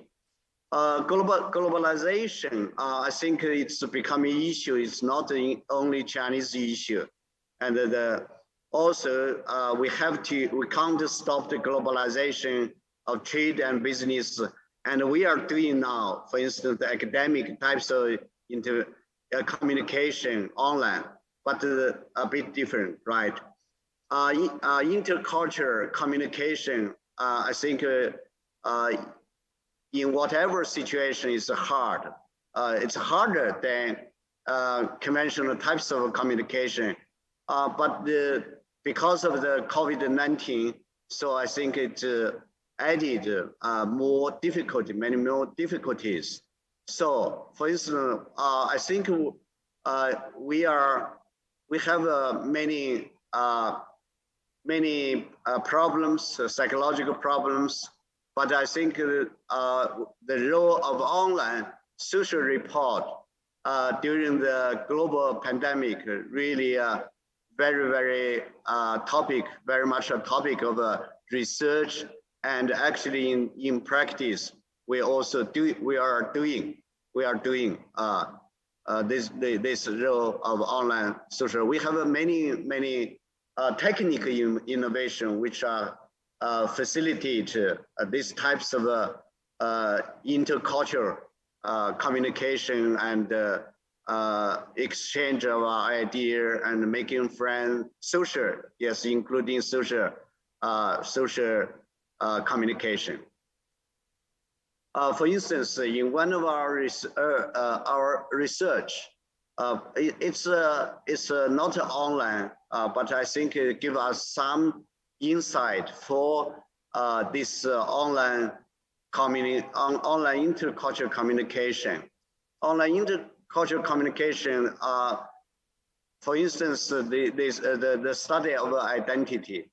The study of identity is also a very typical topic in psychology, but maybe not in international psychology, but maybe not very much in Chinese psychology. I think because actually we are more and more realized that that's the issue of the identity.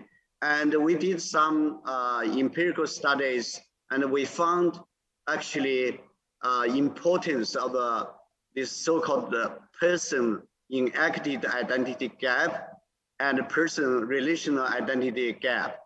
So what does that mean? Personal enacted identity gap and personal relational identity gap. So for instance, actually personal enacted, because we have identity, for instance, we have identity, a personal identity, then we have an identity performance, whether we are good or not good in study or in particular subject study. So this is because if we are consistent in this kind of forming, in this kind of forming, identity forming, then we have a less problem in intercultural communication.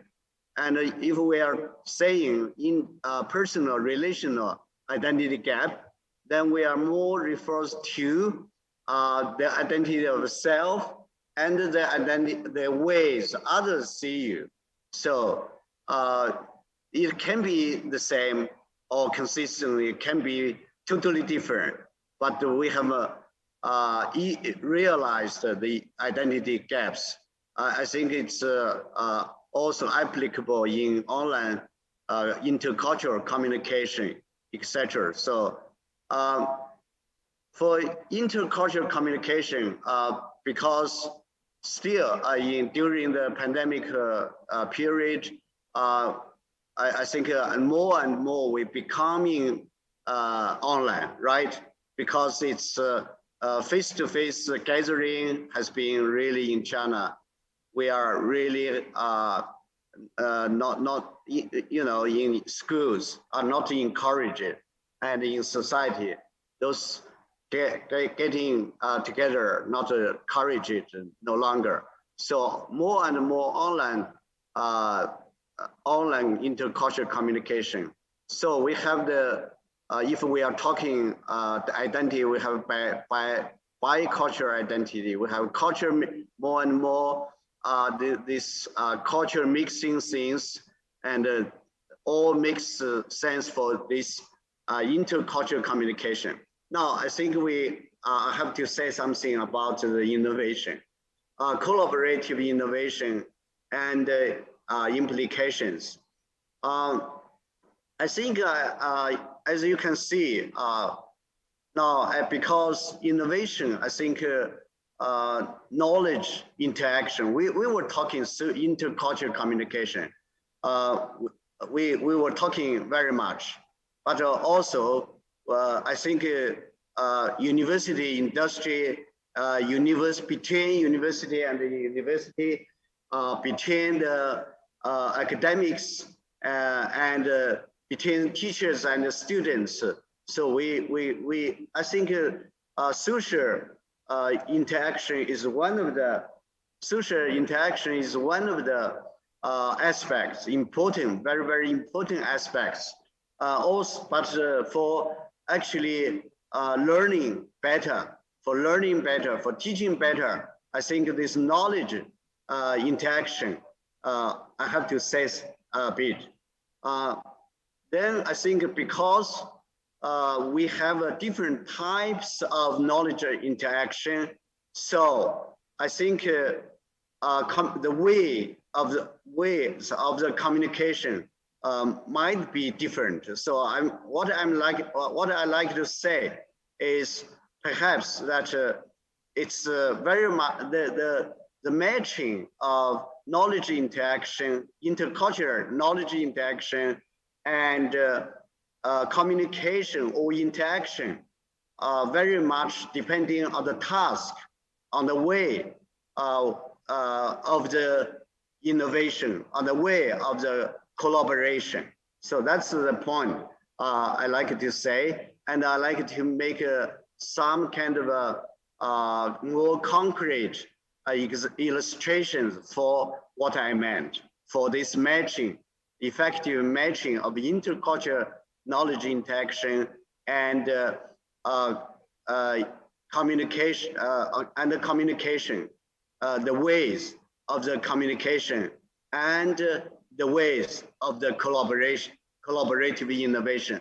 Actually, as you can see, we have three things, right? Knowledge interaction, communication, and also innovation, collaborative types of innovation. They're all connected to each other.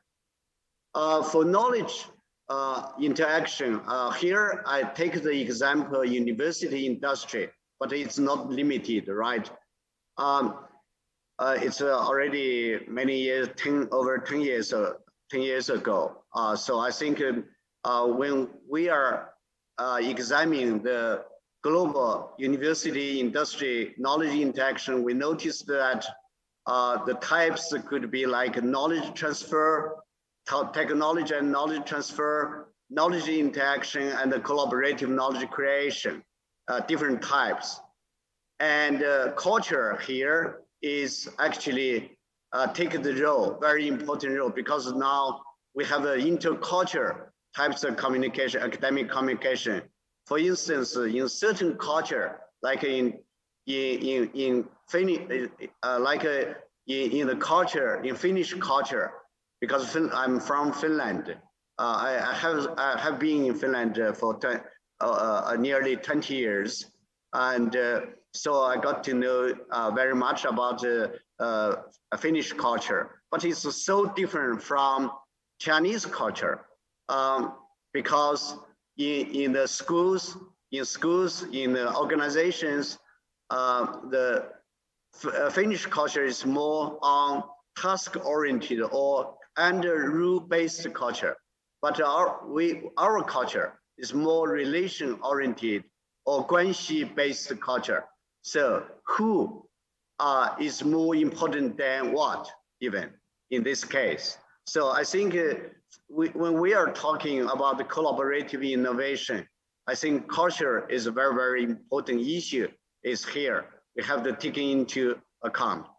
Now I'd like to say a few words about different ways of communication because we are, if we are conducting kind of projects or if we want to conduct activities. I think David said quite specific on the literacy project they are conducting. I haven't had the time to think, but I'm thinking perhaps this project, the types of working and the innovation, it's very, very much depending on what types of project you have and what types of knowledge are needed there and what kind of way of communication are needed. So basically, I think I like the figures here. They very, if we say object, could be object of project, could be object of activity. So we have different actors there, and it's something like what we know acrobatics, for instance. Actors, they know actually exactly knows their object, what they do, but still there is some collaboration there, right? But you don't need actually too much. You don't need too much, spend too much on these types of communication, right? So this is one way of the collaboration. The second way, perhaps we need a little bit more, and a little bit more in a way, as you can see, we have an example, sewage treatment, for instance, including factories, they are actor, one of the actor, including community, environmental protection department, etc. Different groups of people, different groups of interests, they come in together, they comes together. So what they do actually, it's a bit more complex because actually different interests of group, they have different let's say interest there. For instance, the factories, of course, the costs is very, very much an issue, right? But this is perhaps not for communities, not because community, what we want is clean water, right? Clean water, but we don't, they don't, but in what way you got a clean water? So you have to cooperate with factory, environmental protection department, etc. in order you share kind of a object or motive of the activity or projects, okay? So this is a second way of the intercultural communication. Finally, it's an object oriented interaction means the last two ways also object oriented interaction, but the last is more like a example, more like a just to develop kind of innovative product.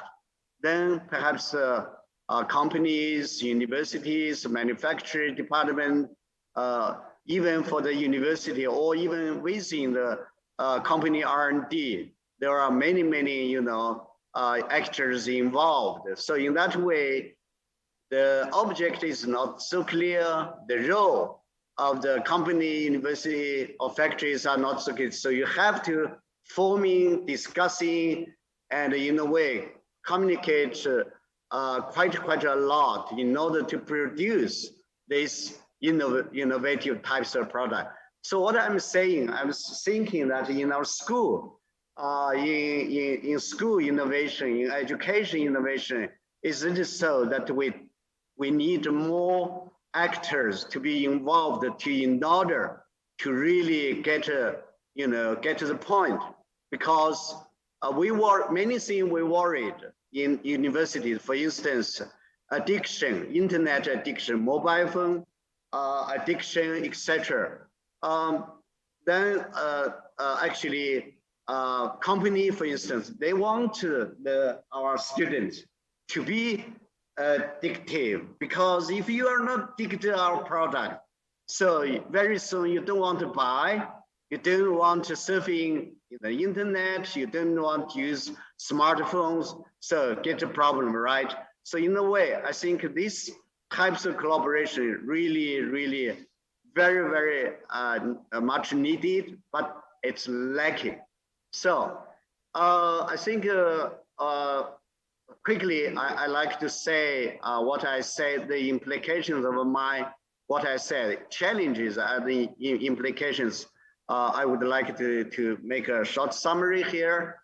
And our first issue actually is related to online teaching and learning, and also innovation and interaction, etc. For instance, several issues regarding the study of the interpersonal interaction, a unique feature of online versus offline, because we have to understand actually the advantages of both ways of teaching, because in order we understand, then our target of innovation could be more targeted, right? I think it seems important issue, right? And more, the second is about interaction. Some of our students, teachers said, oh, I like online teaching because more interactive. The technology bring us more opportunities to interact. But others says no. And also researcher has a debate if more interaction the better. But is it so? Then it gives us a lot of reflective types of ways of doing research that really helps us to I think while innovate while doing research. The second issue, the types of courses and the contents of learning, because this is an issue also, whichever, if we are talking about teaching ways, if we are talking educational types of products. So I think also we have to be aware of the content of the learning, content of teaching. For instance, because I'm very much my academic background very much on the knowledge management. So we many times we are thinking different different contents of the teaching and the learning. For instance, some knowledge it's so-called declare types of knowledge, and also procedure types of knowledge. They are quite different. Recently, one of my doctor students, she's very much, he is very much interested in making quite innovative types of innovative and active types of research project on searching the medical students, whether how important this seeking feedback behavior actually, the role of the seeking actively seeking feedback from others, how actually related to problem solving, and actually in what kind of a situation, etc. I think it's kind of an exploration. It's kind of a innovative types of exploration. And still, third issue, I think I have to be a bit faster. Third issue is student adaptation under the pandemic, psychological psychological the concept we just introduced we just introduced psychological resilience and also the positive adaptation, etc. And because I think if actually learning better or learning good and learning better, the health, psychological health, physical health is the first issue we have to consider. And also, I think one of the implications is important implication is while we are considered about to develop educational innovation, whether it's products or the ways of doing things. So I think we have to think about types of knowledge, and we have to think about the ways of communication. We have to consider culture, and finally, I think to consider the effective matching of all different types. So thank you very much.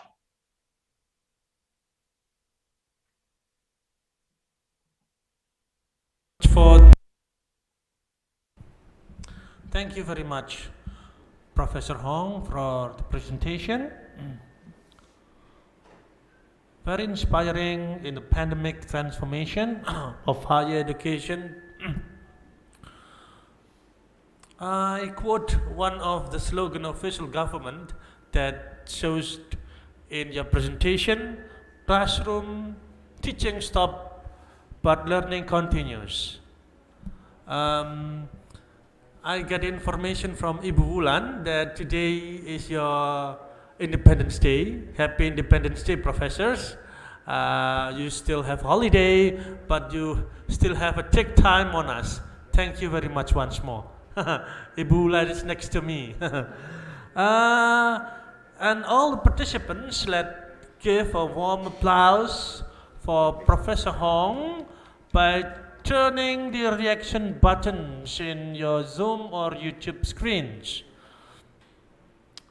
Now we are going to have a question and answer sessions.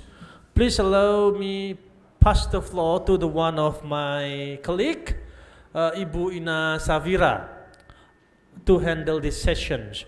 Once more, don't forget, for all the participants, if you have a questions for both speakers, for Mr. David or for Professor Hong, it can be written either in Zoom or YouTube chat rooms. Now, this is Ibu Ina Safira on the main screen. Ibu Ina Safira, the time is yours. Thank you.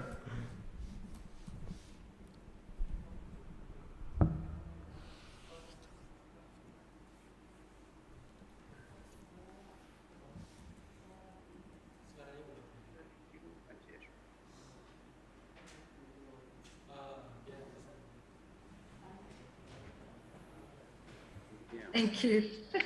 Sorry for technical problems. Thank you, Pak Wilhab, for your delivery. You're David welcome. And Professor Hong, I will take it from here for the question and answer session. And we can see on the chat room, there are several questions already, so I'm just gonna pass it to you both. And I see David is already responding at the chat room as well. Let's go from the top. From Amalia Herdianti Ardini from UNESA. She's asking about what efforts that may increase students' resilience so that they can still continue to have high interest and willingness to participate in the learning process during this pandemic.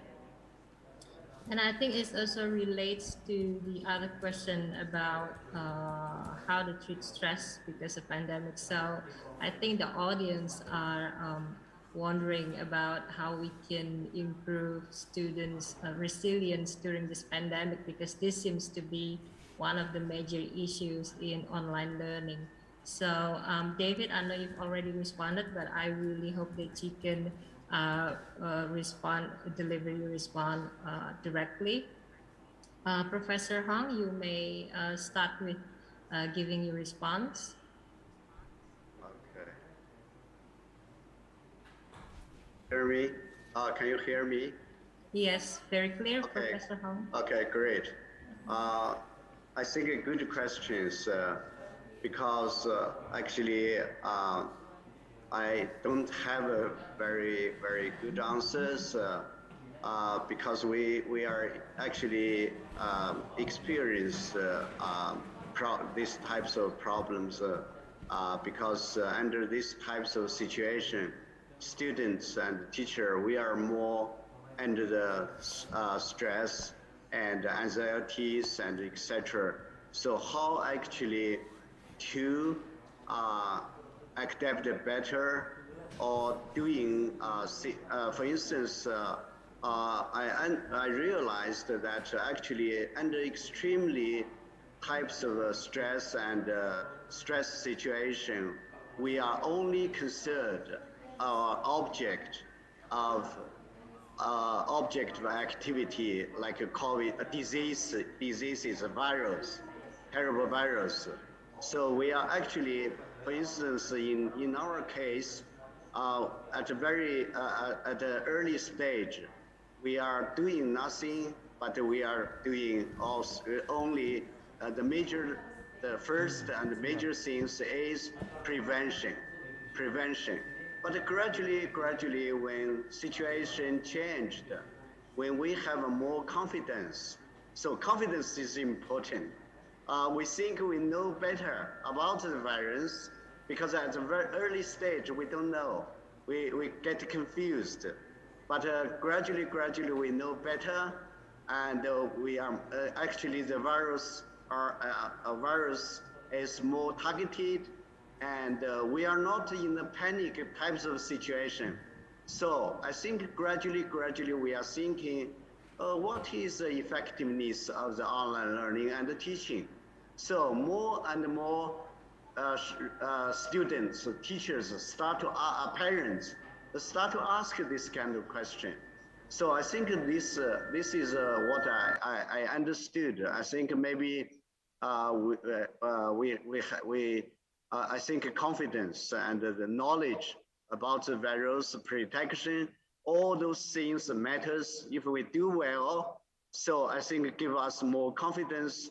And I don't know if our schools, all different institutes actually can do a lot in that way. And the second thing, in a very extreme situation, I think now I think we have a different situation, of course, but at an early stage, because I'm working in the School of Psychology. Actually, we are also the city exactly in Wuhan, and so the people from all over the country, they have more expectations on us. For instance, the question is on the psychological resilience, because what you can do actually, they are looking, the people are looking.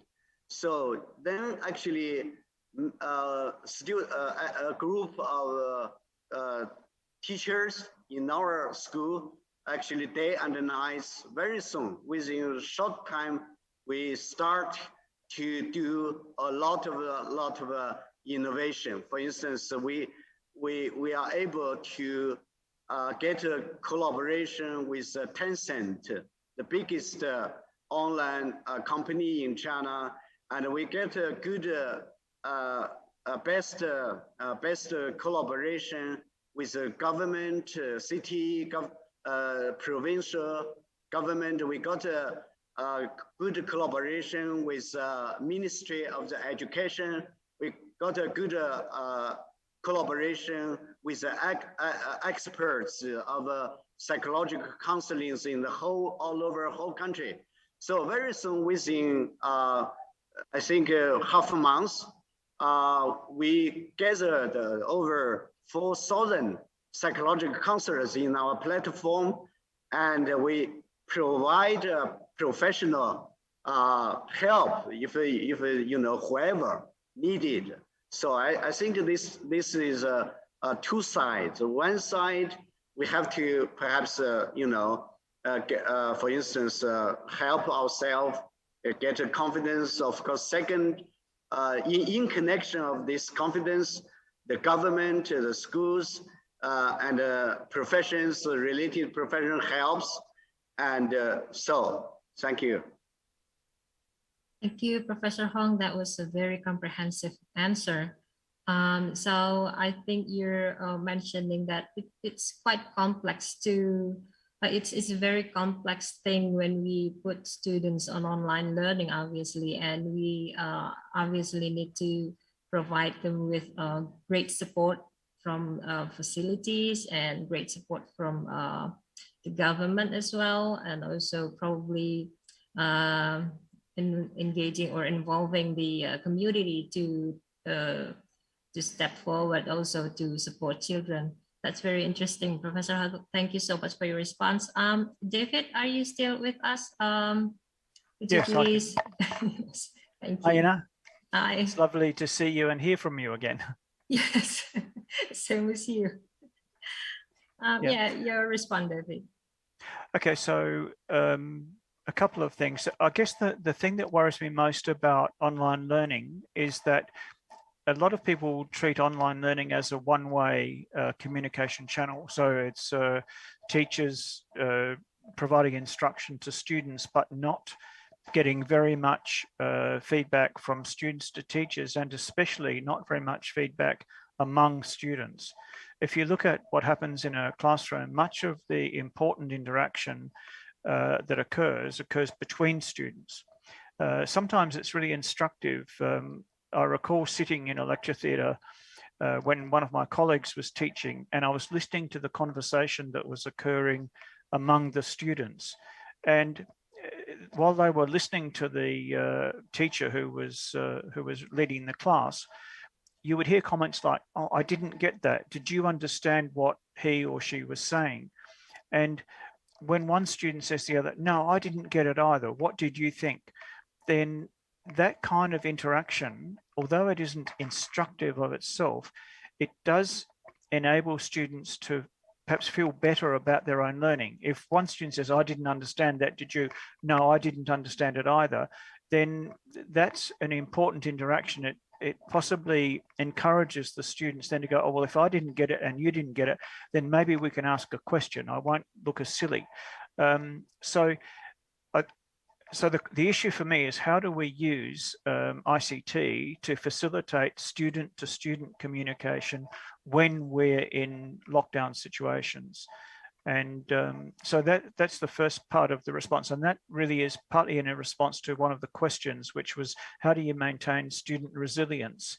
And I think student resilience is built by peer-to-peer interaction.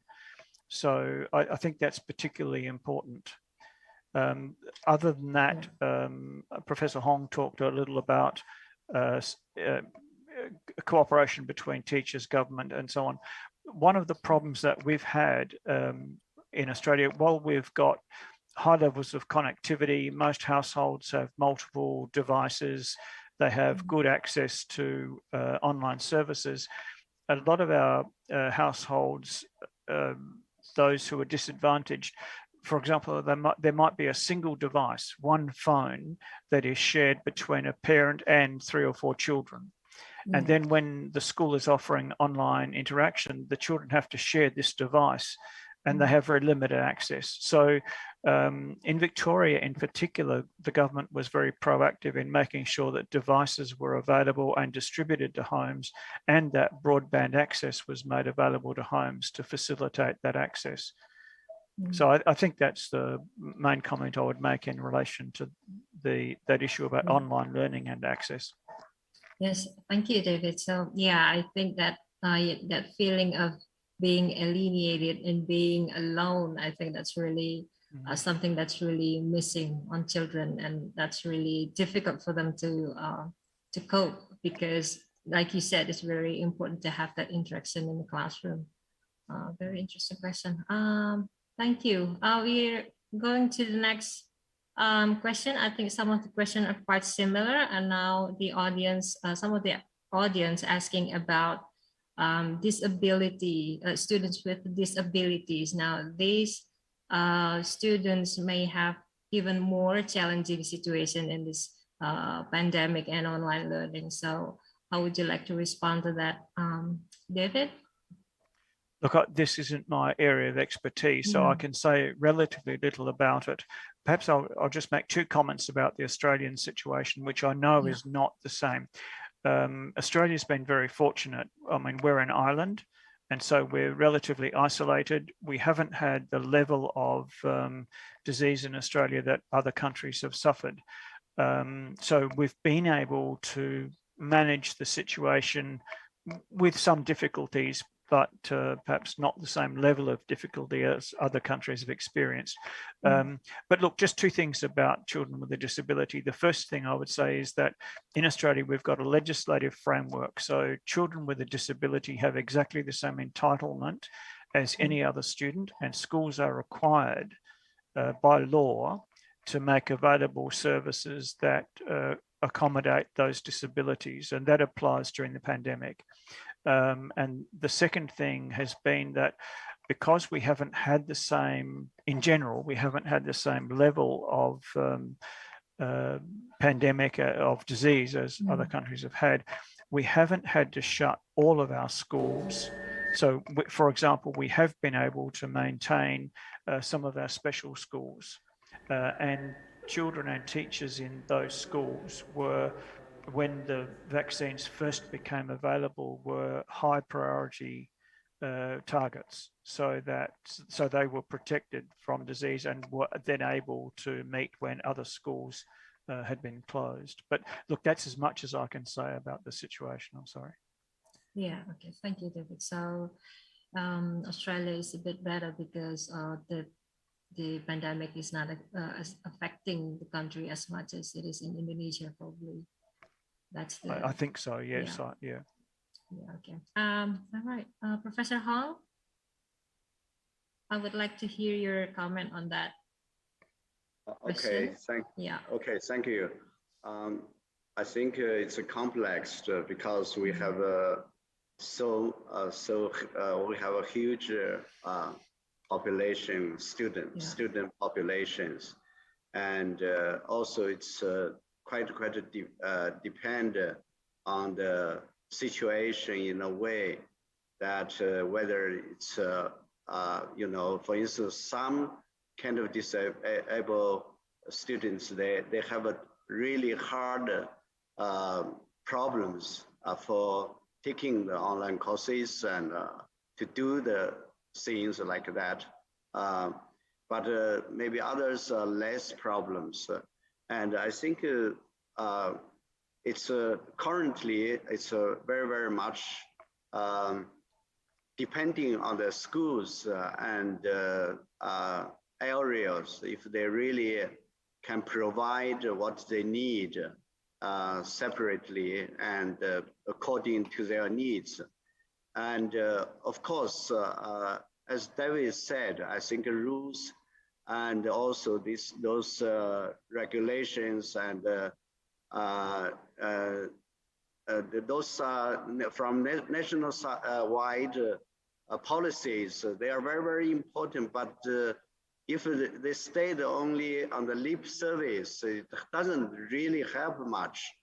So I think in that way, it's really, really a challenge for us. Thank you. Yes, thank you, Professor Hong. Yes, so I think, well, this is obviously it's not something, this pandemic is not something that we see every year. And I think for a lot of countries, it is the first experience having this, and then we suddenly have to face the online learning, etc. So there are obviously challenges that probably not solved even until now. So I think some of the questions that the audience are asking obviously still the challenge up to this day. So thank you so much, Professor Hong and David Curtis. I know, and also the audience, very great participation. I see a lot of questions are still coming, but unfortunately we are running out of time, and we have a second session for with different keynote speakers. So for David Curtis and Professor Hong, thank you so much again for your participation, for your share of knowledge.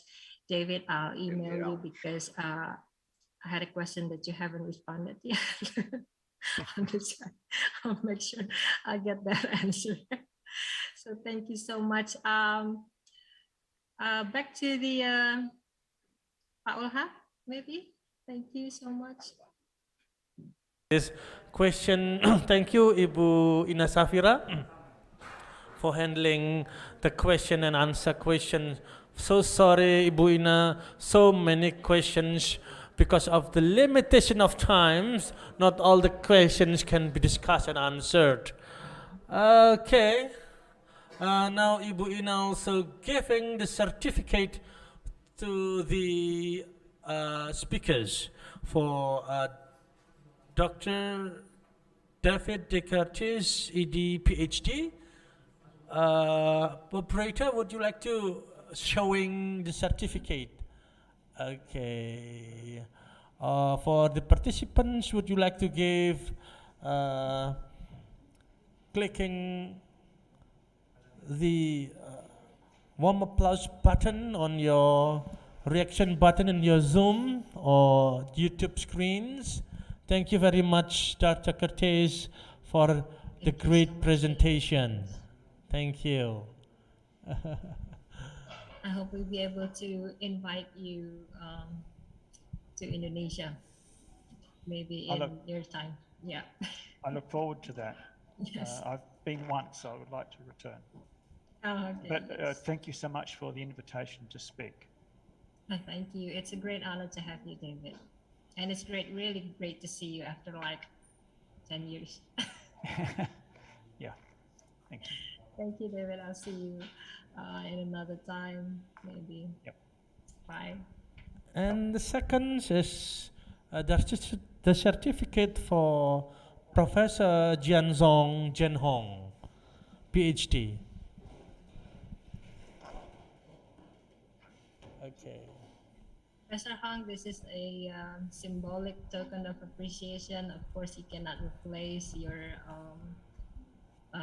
time and the knowledge and expertise that you shared, but this is an extension of our appreciation to you.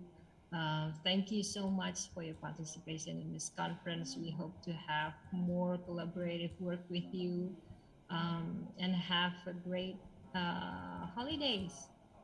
Okay, thank you. So much. Yes, thank you for your consideration. And it's my pleasure. Thank you. Be safe, Professor Ho.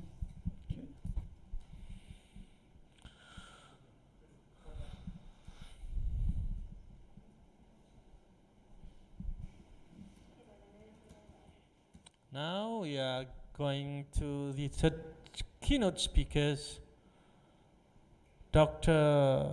P. Mei Nguyen. We invite Dr. P. Mei Nguyen. Operator, would you like to show Dr. Mei Nguyen on the main screen, please?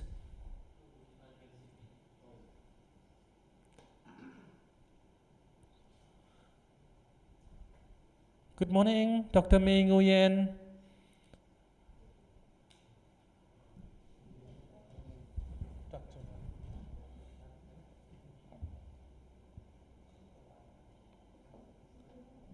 Good morning, Dr. Mei.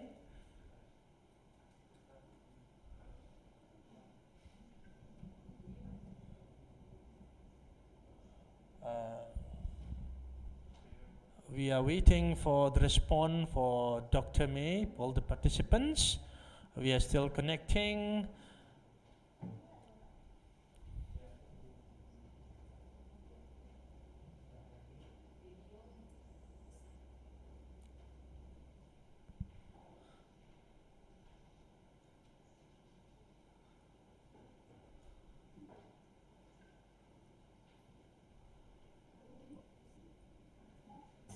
Ya, apa? Ibu saya dulu aja.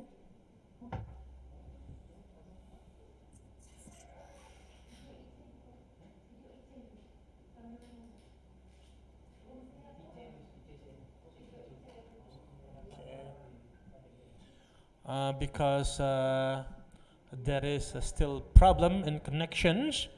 The operator will show the videos of the UNESA. Still processing.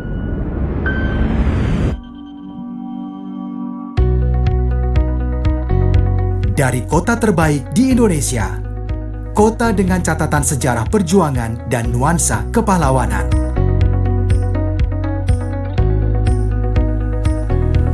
Selamat datang di Universitas Negeri Surabaya. Lahir tahun 1964 sebagai Institut Keguruan Ilmu Pendidikan atau IKIP Surabaya, menjadi lembaga yang ditugaskan sebagai perguruan tinggi pencetak tenaga pendidik. Seiring dengan perkembangan kebutuhan pendidikan dan laju zaman yang kian melesat, UNESA menjaga marwah itu dengan meneguhkan diri sebagai pusat pengembangan pendidikan, pelestarian seni tradisional, ilmu keolahragaan, serta ramah disabilitas. Terus bertumbuh menjadi perguruan tinggi terkemuka, UNESA kini mengelola 7 fakultas yang terdiri dari 73 program studi S1 dan D4 serta 23 program studi pasca sarjana. Fakultas Ilmu Keolahragaan,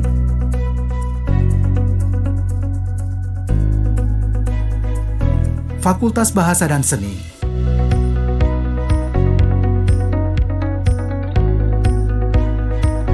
Fakultas Ilmu Pendidikan,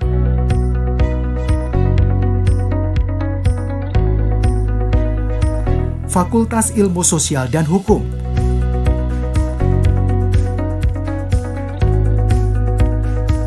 Fakultas Ekonomi,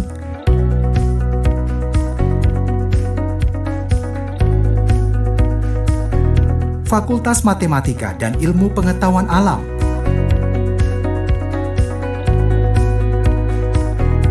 Fakultas Teknik,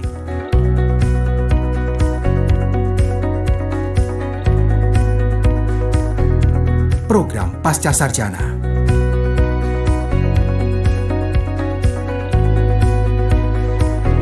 Memiliki 2 klaster keilmuan, program studi berbasis kependidikan dan non-kependidikan, UNESA senantiasa meningkatkan kualitas penyelenggaraan pendidikan, memupuk tradisi ilmiah dalam penelitian, menggelorakan semangat pengabdian pada masyarakat, berjejaring berkolaborasi dengan pemangku kepentingan, serta mewujudkan pelayanan yang prima, transparan, dan akuntabel.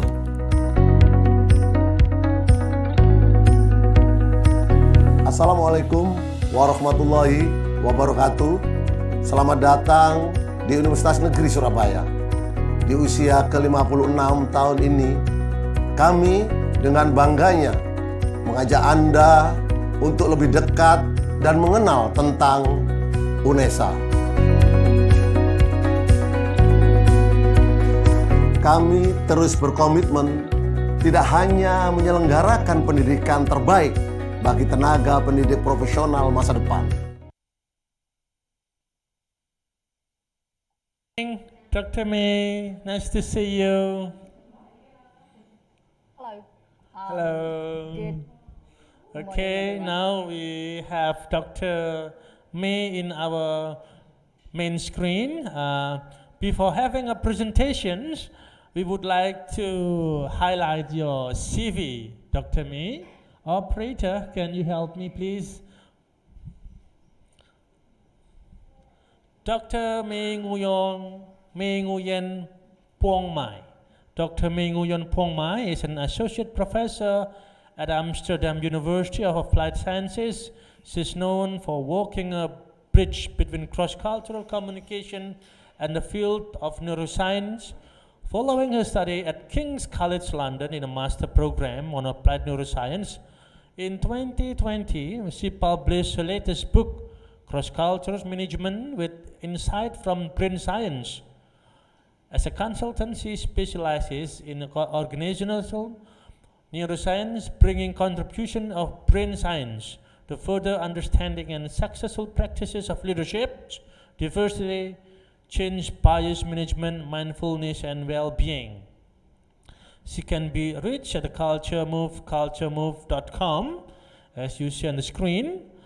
Associate Professors Cross Cultural Management, the address, as you see on the screen, and the latest in the media, breaking through traditional interculturalism, latest keynote, cultures and brain science, latest journal article, fear-free cross-cultural communications, latest book, cross-cultural management with insight from brain science, online video lectures on cross-cultural communications. It's the only highlight because so many books and so many journals that she have. Okay, thank you, operators. Thank you. It's a wonderful curriculum vitae, Dr. May. Without further ado, let's welcome Dr. May Nguyen to present material. Thank you. Thank you very much. Assalamualaikum. Alaikum salam. Thank you. And I think one of our keynotes is from Australia. So also I'm calling you from Australia as well. And I'm going to share the screen with you. Would you please just tell me if you can see the screen? Okay.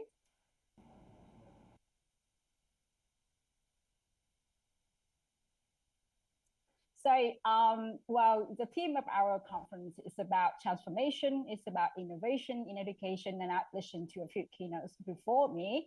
And it's amazing because we are seeing critical change in educational context. One of my focuses in research is about change management. And together with my study in neuroscience, I have started to incorporate knowledge from neuroscience into change management. So I think my keynote is going to chart very well with what we've been talking about. We have innovation, we have transformation, and how in what way change management can help us to understand that process and make it more effective. So today we're going to talk about that change management and the strategy from the neuroscience point of view. I have a few questions just to ignite your thinking a little bit. We talk about change, we talk about innovation and transformation, but if we look inside ourselves, we can ask this critical question of have we ourselves as an individual been successful with the change that we want to make for ourselves? So New Year's resolution, for example, is one of the kind of plan we're going to have at the beginning of the year.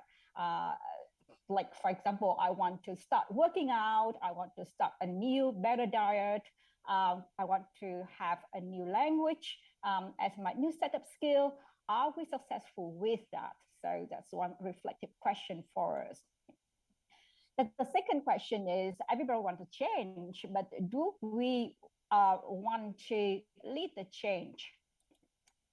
And then we tell students that they are the change that they want to see, but are they well prepared, or are we well prepared to be the change agent? So these are the few questions that we can have a kind of a reflective pattern to see, okay, we talk a lot about we changing the world has to change, but if we look inside, how about us? Are we prepared for that? So a little bit about who I am and the objective that we have today. My expertise has been about how neuroscience has contributed or challenged our field. So my field is intercultural communication and cross-cultural management. And in the last few years, my expertise has about the insight of neuroscience that can contribute to that body of knowledge. And much of my knowledge has come from a master program in applied neuroscience at King's College London. And the result is this book that I recently published, in which I incorporated brain science into the regular topics of cross-cultural management, for example, leadership, cross-cultural leadership, cross-cultural motivation, or bias, diversity management. So in this talk, we're going to address two questions. Number one is from the brain science point of view, we will touch on the three reasons why changing can be so challenging. Because we talk about change a lot, but it's very obvious that not all change are successful, and the rate of successful change is very low. Now, second, for the strategies, I'm going to introduce a framework called the 3B. This is going to be written quite in detail in the chapter for our conference. But because we have limited time, I would only focus on two elements in this model. So the A of the 3B and the B of the 3B. And well, yeah, if you are interested in that and you don't want to miss out, just email me, and then I'm gonna just send you the chapter, or you can see the chapter in our book conference. Okay, so the first question is why is change so challenging? And I'm gonna use very casual language just to make sure that it is easier for us to follow and easier for us to remember. So the three reasons that change is so challenging from the brain science perspective is because the brain is lazy, because the brain is a control freak, and because the brain is a copycat. So lazy, control freak, and copycat. It's very casual language, so not academic at all, but it's easier for us to remember. So first I want to ask you a question, and please very quickly type in the chat box your answers. And the question for you is, I just want to know how you respond to this. Oops, sorry. If you are interrupted, how much is the time lost? So the percentage of the time lost for you to get back to the previous point of peak performance.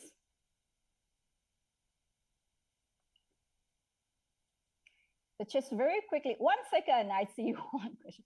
1 second for, oh, it's probably not the answers, but I just want to see some very quick answers in the chat box. How much of the time? 60%, 60 to 70%. How to refocus? Someone just say, very good. When we are so into something, we are distracted, and coming back to that, you can lose a lot of time. And I see another one saying 60%. So that's your guess. Now, I'm going to just minus the chat box. And so here's the answers for the brain. Doesn't like shifting, like you said, between the tasks. So multitasking is not really something the brain wants. People keep saying that women are good at multitasking. Well, from the brain science point of view, that's not correct. And it's for both men and women. Humans are not very good with multitasking. And multitasking is not productive. So that's probably not a skill that you want to focus on, because it's kind of go against the working mechanism of the brain. Now, this startup switch costs about 40% of your productive time. And when we change, we tend to lose what we have had. And the brain, being very cost effective because it's lazy in a sense, it sees it as a loss. And the impact of losing is twice as powerful as the impact of winning, which is a kind of loss aversion that we use in economics, or the sunk cost that the terminology of sunk cost that we use in economics. So the brain is lazy. And it's lazy in quotation in the sense that it wants a routine to save energy and to be cost effective. So we can focus on tasks that are important if needed. And change means effort.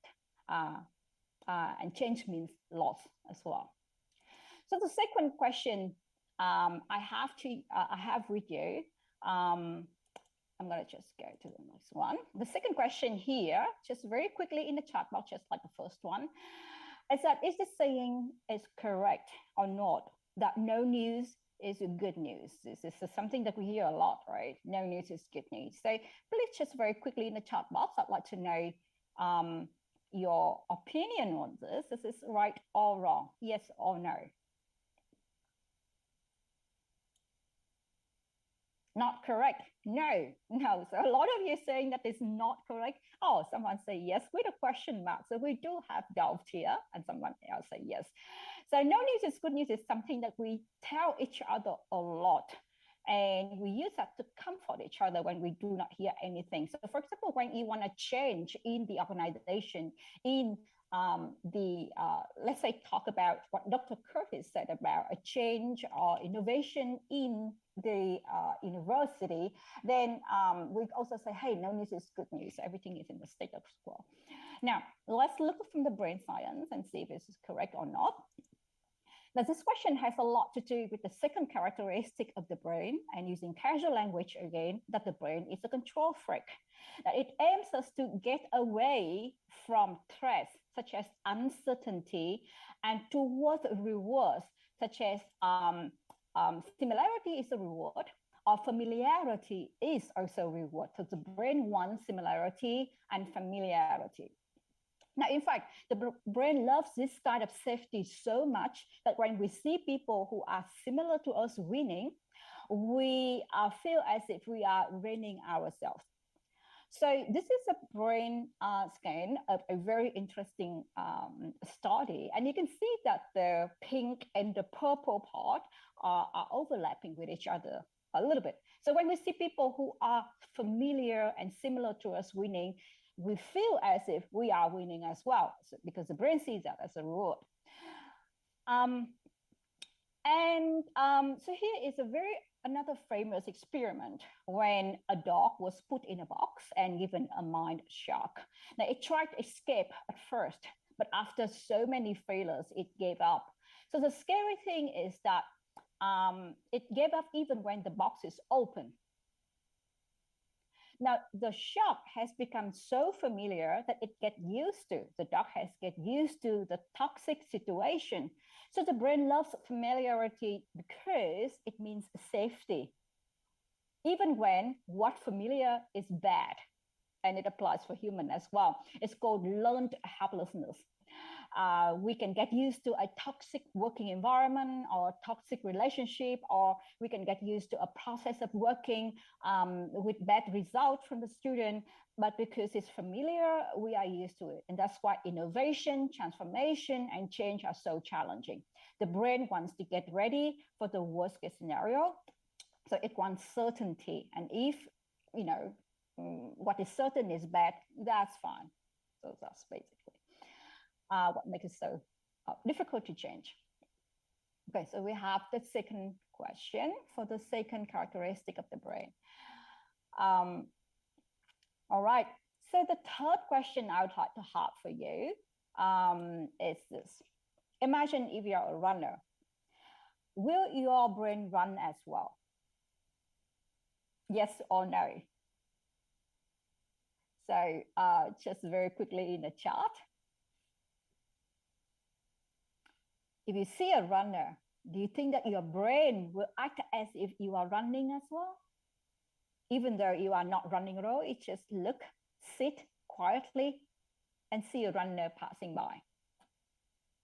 Yes, I see yes. Yes, yes. Oh, a lot of amazing, because that's exactly what I would like to see. It's also the answers as well. Now, with this question, I'd like to talk about the third characteristic of the brain, is that the brain is also a copycat. In our brain, the mirror neurons, so in the sensory motor cortex, this is right here in your brain, a lot of them there, they are called the mirror neurons, and they are activated both when we observe someone having a movement and when we do a movement ourselves. Now, this helps humans to copy behavior, emotion, and some say even thought of other. We're not talking with each other, but because we have the mirror neurons, I know what you are thinking. I can feel how you feel, So it's very important for empathy and the way that human learns. And because, human society is about learning from observing and imitating each other, this mirror neurons has been a very critical turning point in neuroscience. And because of the mirror neurons, change means a battle against another army of the mirror neurons. So that's why you are happy when you're surrounded by happy people, and the other way around as well. If you want to stop smoking, but you are surrounded by people who are still smoking, your brain has to fight against those mirror neurons, because it kind of pulls you back to the previous status. Okay, so change can be very challenging. And because the brain has evolved to, let's say, to save energy, to avoid the unknown, and to imitate the others. So let's move to our second question about the strategy. Now, when we talk about change management, there have been quite a few of the change framework. And here are just a few. There are many more, but here are probably the most famous frameworks in change management.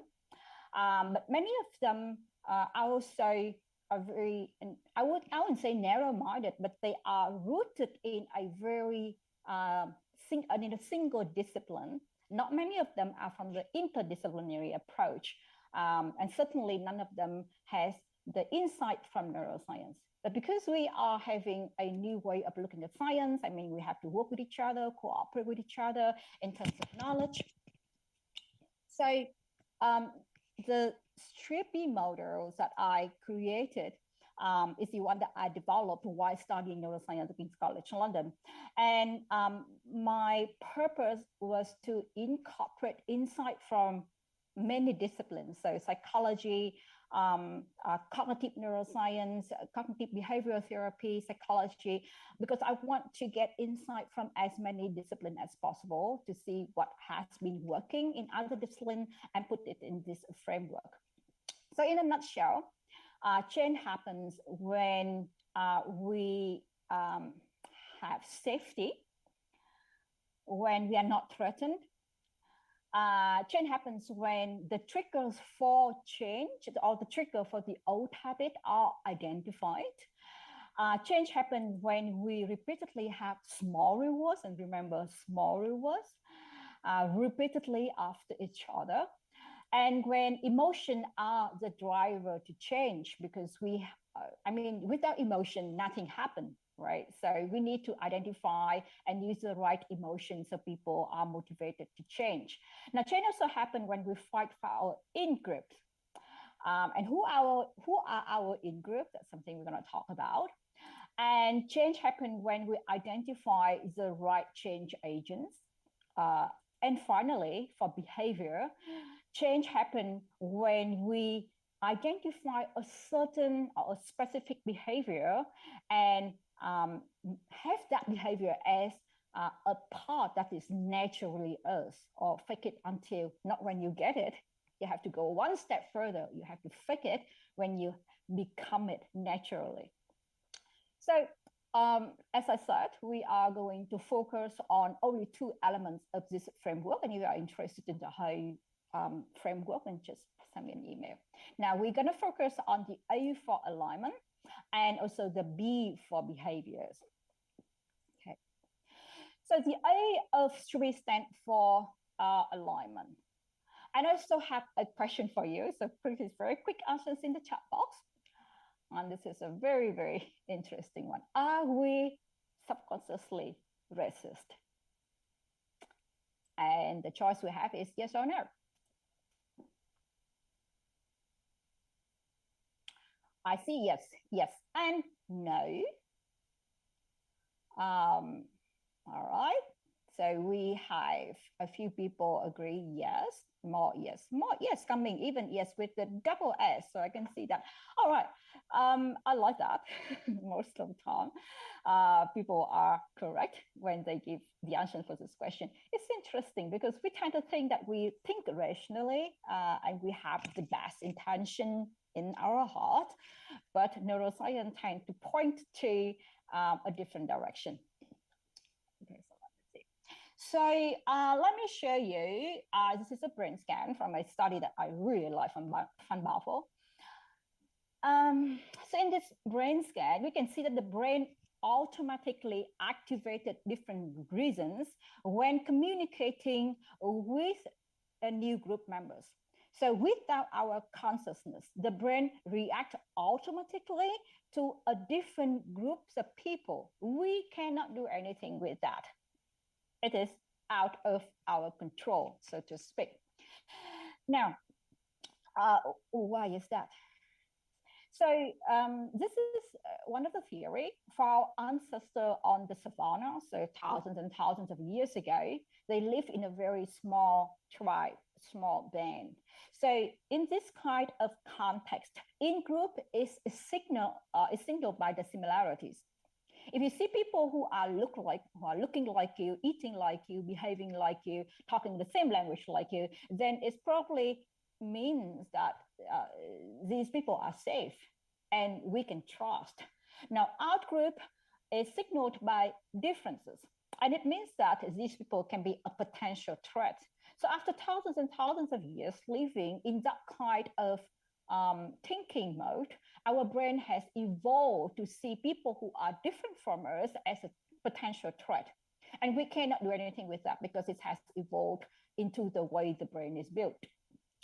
And so that's why when we meet a person, the brain automatically assigns this person to in-group or out-group based on, for example, skin color, gender, languages, clothes, makeup, everything. Now, this process is automatic and it's built for survival. So the brain does not see, the thing is that the brain does not see race, gender, religion, in-group, or out-group. The brain, it only sees in-group and out-group. Everything is categorized in in-group or out-group. So the brain on alignment means that we have to identify who we are fighting for, because we are always fighting for our in-group. That is our basic instinct. So I have bad news and good news for you. The bad news is the brain has in-group bias. Like I said, when we see a person, we identify if this person is in-group or out-group, because that's bad news. It's automatic. Now, the good news is we can make an in-group very easily. A new in-group is socially constructed. So we can make it very easily, sometimes just by the flip of a coin, sometimes just by the color of our clothes, sometimes it's just by the group that we are assigned to randomly. It's called the minimal group theory from Tashfeld. So divide any group of people in two teams, even in our conference, we're gonna start compete with each other even before the game starts.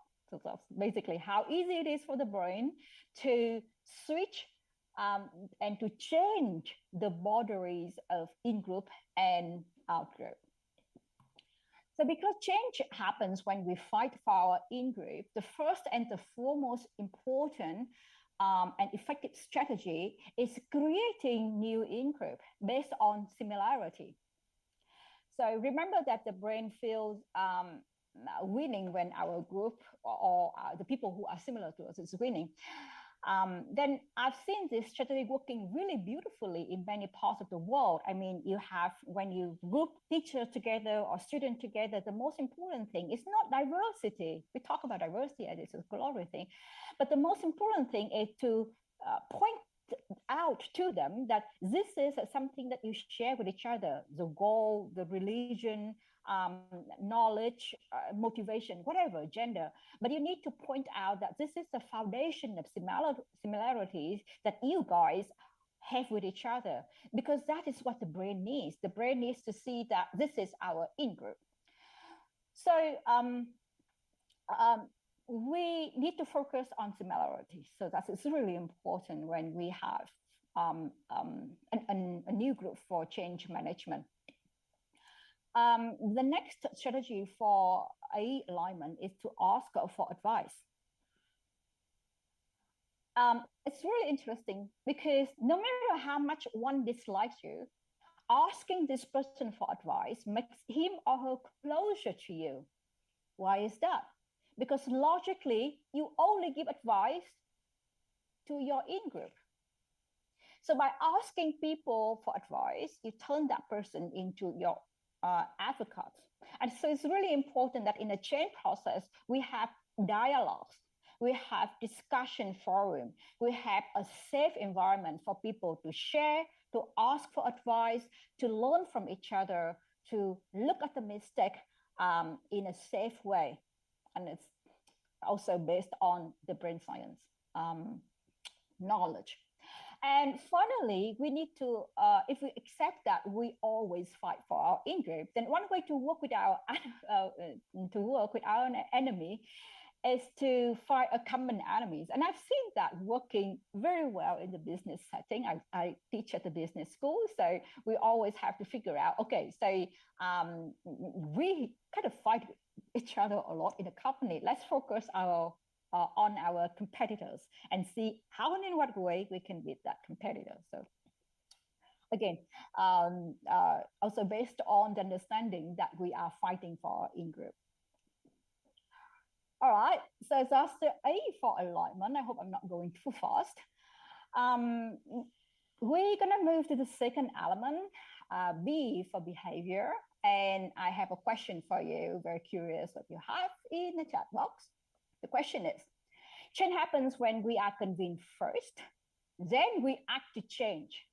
So first, we need to be convinced in our mind, then we will have the change action ourselves. Is it correct or not? No, yes, no. Ooh, we are divided on this one. 50% correct, I like it. No? All right, so we are very split on this. No, oh, I see a very firming no. Correct. Okay, so let's move on and share something about the brain science perspective. So the last element is for behavior. And the question we need to ask is what action can change the mind? You can see that from that, you kind of get the answers already. I'm sure that many of you have heard about the concept of brain plasticity. It's the idea that the brain is like a muscle. The more you train, the muscles is gonna get bigger. The same with the brain. The brain is changing not just in function, but also in size if we give it the right opportunity. So I'm gonna show you these little videos on how neurons grow on a petri dish in the lab. I got this one from King's College London. So these neurons start off with just a few connections and continue to grow into a big network. And this is basically what happens in your brain at this moment. This is how we learn new things. This is how our student forge a new pathway, our colleague creates a new habit, and our society adapt or create a new element of culture. So the bottom line is, repeated behavior can change the structure and the size of the brain. And because my background is in cross-cultural communication and management, it also means that repeated behavior can even change our deep-rooted values as well. Dr. Hong just talked about China with a very different values from Finland. I mean, I'm from Amsterdam, and I can recognize the pattern very well. However, it doesn't mean that for each individual, this is fixed.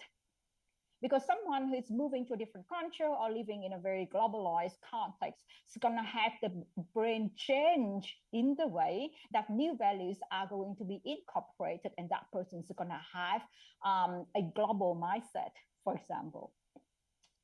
Now, the video also acts as a reminder for us to be aware of the direction that we are letting our brain building new connection. You know, it depends on the stimuli around us. So we also need to think about the kind of people that we have around, the kind of colleagues that we are working with, the kind of friends that we hang every day, the kind of news that we bring in, is it fear or joy, you know, so everything, you know, the kind of detail that we put in the classroom for our students. I would like to focus on some kind of an old adage talking about the connection between the body and the mind, that yes, it is true that when our mind is convinced, we will change. But the other way around is correct as well. If our body list, if our action is there, then our brain may follow, our mind may follow as well. So I would like to have some strategies when it comes to behavior. And here is, there are many, but here's a short collection. So number one is to focus on progress and not perfection. And this is what I see a lot in change management. We want to change and we want the change to be neat and clear. No, it's not. It's about changing. No matter how much small it should be a progress. Yes, you've done that. I've have a lot of students working on changing themselves based on this framework. And I always ask them, no, you don't really have to, for example, if they want to go to a gym, I say, no, you don't have to go to the gym and work out. Just, check in, very small, just check in, so we just focus on the progress. And that also has something to do with this new strategy as well, is that we focus on small goals, achieving with small acts, and reward the brain with very, very small wins. So for example, today you want to work out for 1 minute, not 20 minutes, because if you want to start working out at 20 minutes, it's the recipe for failure. Because the brain does not want that big change. You need to start so small that we cannot do, we're going to be ashamed with ourselves. So really, really small, and award ourselves with small wins as well. The goal is to make it a habit, not to get it done. Also focus on action, because also from the brain science, action calms the brain down. If we are anxious and fearful, just a very small action, for example, okay, I cannot solve the problem, I can send an email at least. So any kind of action would calm the brain down, especially when it is frightened and anxious. And because the brain is so biased towards action, whenever you propose add an action plan, and I do this a lot with my students. If you want to propose a change management plan, do not just propose your idea, but also have a very detailed, specific plan of action. When you submit this kind of plan of action and your idea to the management, people are more likely to follow one with a very clear course of what's going to happen, because the brain is biased toward action. So this is just a few strategy. And the last one is probably the one that I like the most when I tell my students, is to fake it, not until you get it, because that is superstitious and that is so shallow, but you need to try to discover a new aspect of yourself until that new aspect has become naturally part of you. So fake it until you become it. I would like to show you a very short video for change management in an organization, and maybe we can find some lesson with our educational context as well. So let's see this.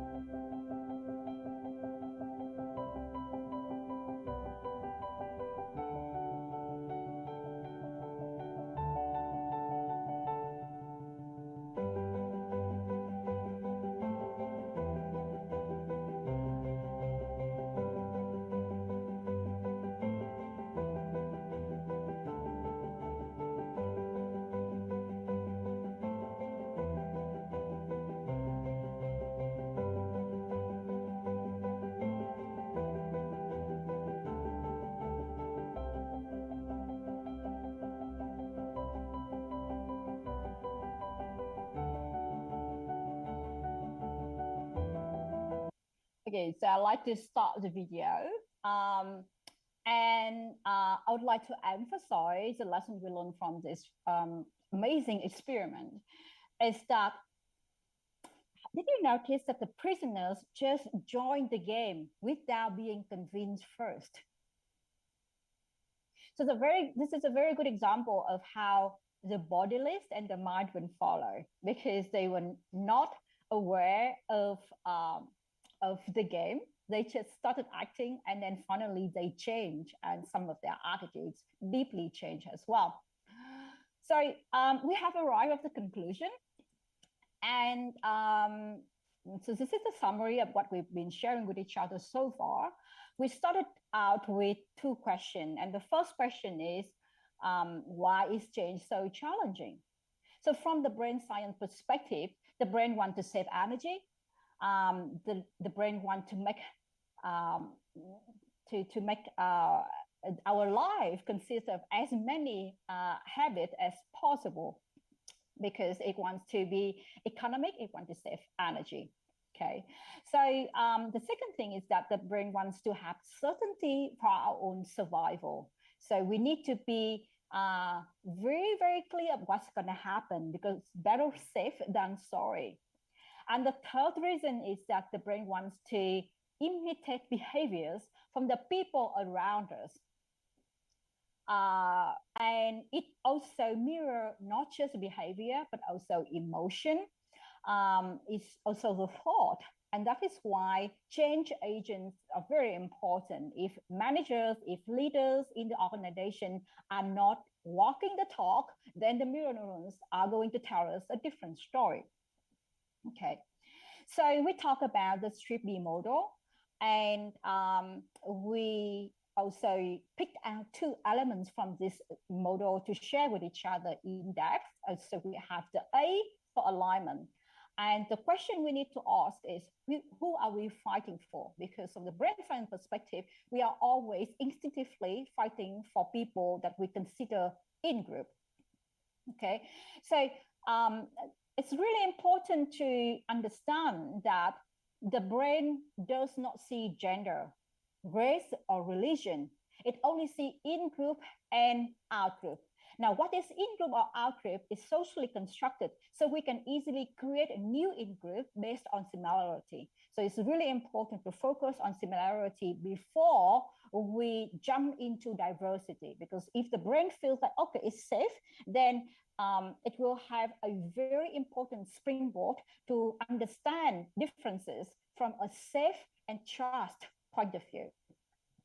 Okay, so my favorite strategy is to focus on behavior and the power of behavior in change management, especially the part of what action can change our mind.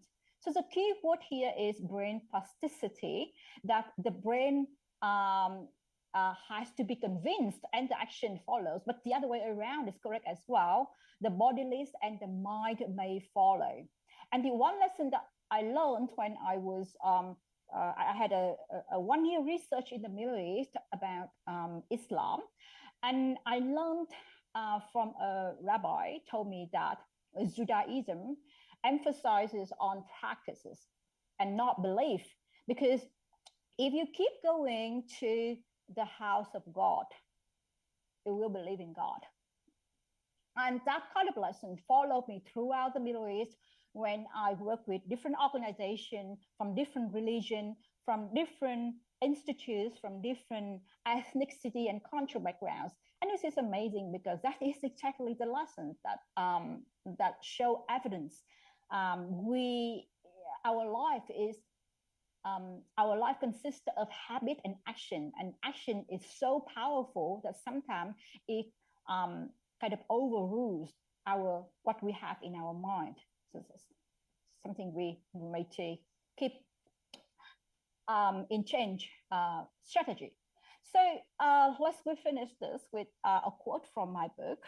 After learning so much about the biology of human and also the change management from the brain science point of view, I realized that we may find it really difficult to change, but we are also a species that is built to adapt.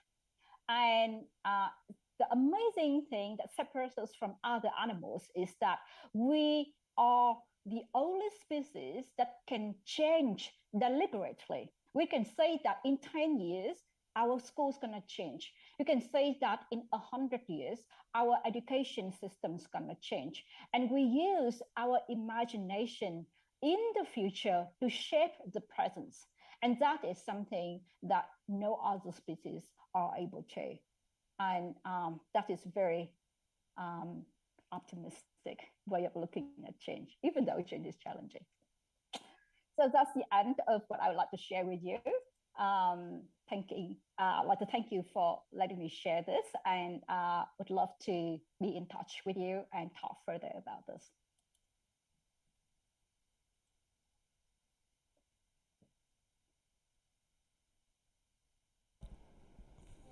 Thank you, Dr. May, for the interesting and inspiring presentation that makes of our colleague in this room respond your presentation automatically, like the interactive presentation, even you do not asking questions. Okay, let's the participants give a warm applause to Dr. Nguyen by turning on the reaction buttons in your Zoom or your Tube screens. Okay, thank you very much once more, Dr. May. Thank you. Thank you. Now we are invite for last but not least, the fourth speakers. We invite Professor Dr. Budianto, MPD. Operator, would you like to have him on the main screen? Assalamualaikum, Pak Budi. It's our second time in international seminars, but now we use full English because so many participants are from foreigners, from abroad, from Iraq, and others from several countries, Professor Budianto. Okay, we are waiting for Professor Budianto opening, or maybe Professor Budianto has a problem with the connections because okay, maybe there is a problem, Prof. Budianto.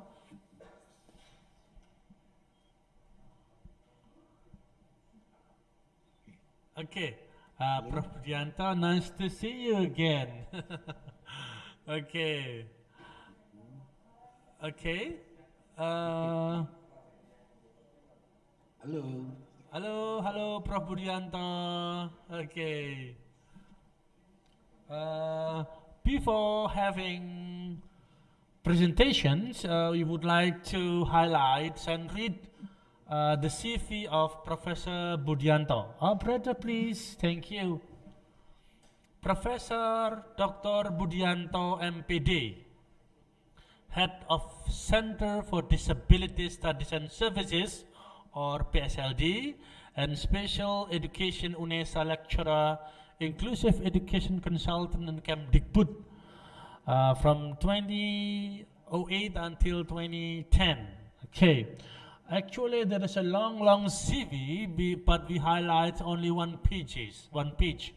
Latest in media, teachers' attitude to signing for children with severe learning disabilities in Indonesia, International Journal of Inclusive Education, the number and the DOI we can see on the screen, and the latest collaboration is SIDRA, Signalong Indonesia Digital Read Aloud, a mobile application for story tutorial for children with the communication barriers in facing the new normal era of the COVID-19 pandemic, collaboration with the Open University, United Kingdom 2020 until now. Now, we're going to Professor Budi again, going to the main screen, moderator. Okay, Prof. Budi, without further ado, please, Professor Budi, to give the presentation. Time is yours, Pak Budi. Okay, thank you very much. Okay, thank you. So the last presentation maybe, So I was a present advancing inclusive education in Indonesia, challenge and opportunity. So my presentation, I think, lot background with though I the consultant in inclusive education and Ministry of Education Department. Oke.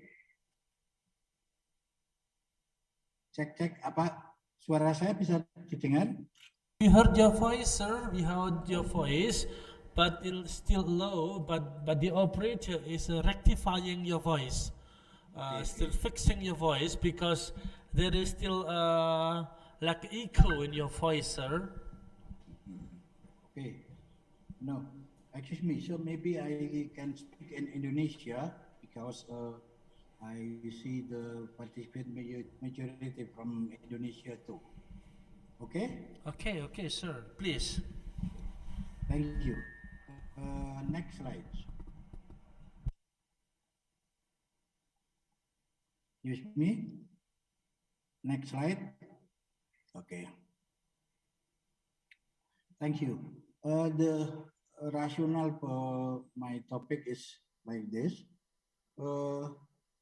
Untuk mengkaji bagaimana mengembangkan pendidikan inklusif di Indonesia, kita berangkat dari konsep teori yang dikembangkan oleh Tony Butch dan Ansko yang disebut Index for Inclusion.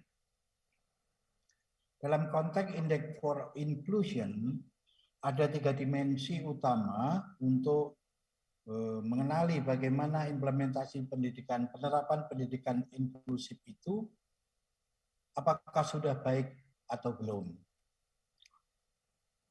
3 dimensi tersebut adalah yang basic adalah tentang culture inclusive education. Kali lagi culture inclusive education. Selanjutnya yang kedua, yang perlu kita ketahui, ukur adalah bagaimana kebijakan, itu policy and education. Dalam konteks penerapan kebijakan ini, kita nanti akan kaji dari 3 level sekolah, level lokal, dan level nasional. Lalu yang terakhir adalah yang dapat kita nilai adalah bagaimana konkret aktiviti yang dilakukan oleh suatu negara atau sekolah atau suatu wilayah, yaitu involving inclusive practices. Dari ketiga ini kita akan kaji bagaimana peluang dan tantangannya. Tantangan dan peluangnya dalam implementasi di Indonesia. Kajian tantangan dan peluang ini kami peroleh melalui beberapa kali pengumpulan informasi dan kebetulan saya mendapatkan amanah menjadi konsultan di pendidikan inklusif serta sampai sekarang ini saya banyak membantu dalam konteks pengembangan pendidikan inklusif di Kementerian Pendidikan dan Kebudayaan kita Indonesia. Dari kumpulan challenge dan opportunity tersebut, selanjutnya kita akan fokus apa yang terjadi pada level sekolah di Indonesia. Lalu berikutnya kita akan dalami pula apa yang terjadi untuk level pemerintah daerah. Serta yang terakhir adalah bagaimana apa yang terjadi di level nasional. Oke, next. Yang pertama, Prof Budi, permisi, excuse me, Halo, Prof Budi. Before changing the next slide, I will have my colleague Azhar. Azhar will translate what has Mr. Budi present. To Mr. Azhar, would you like to give the translations, please?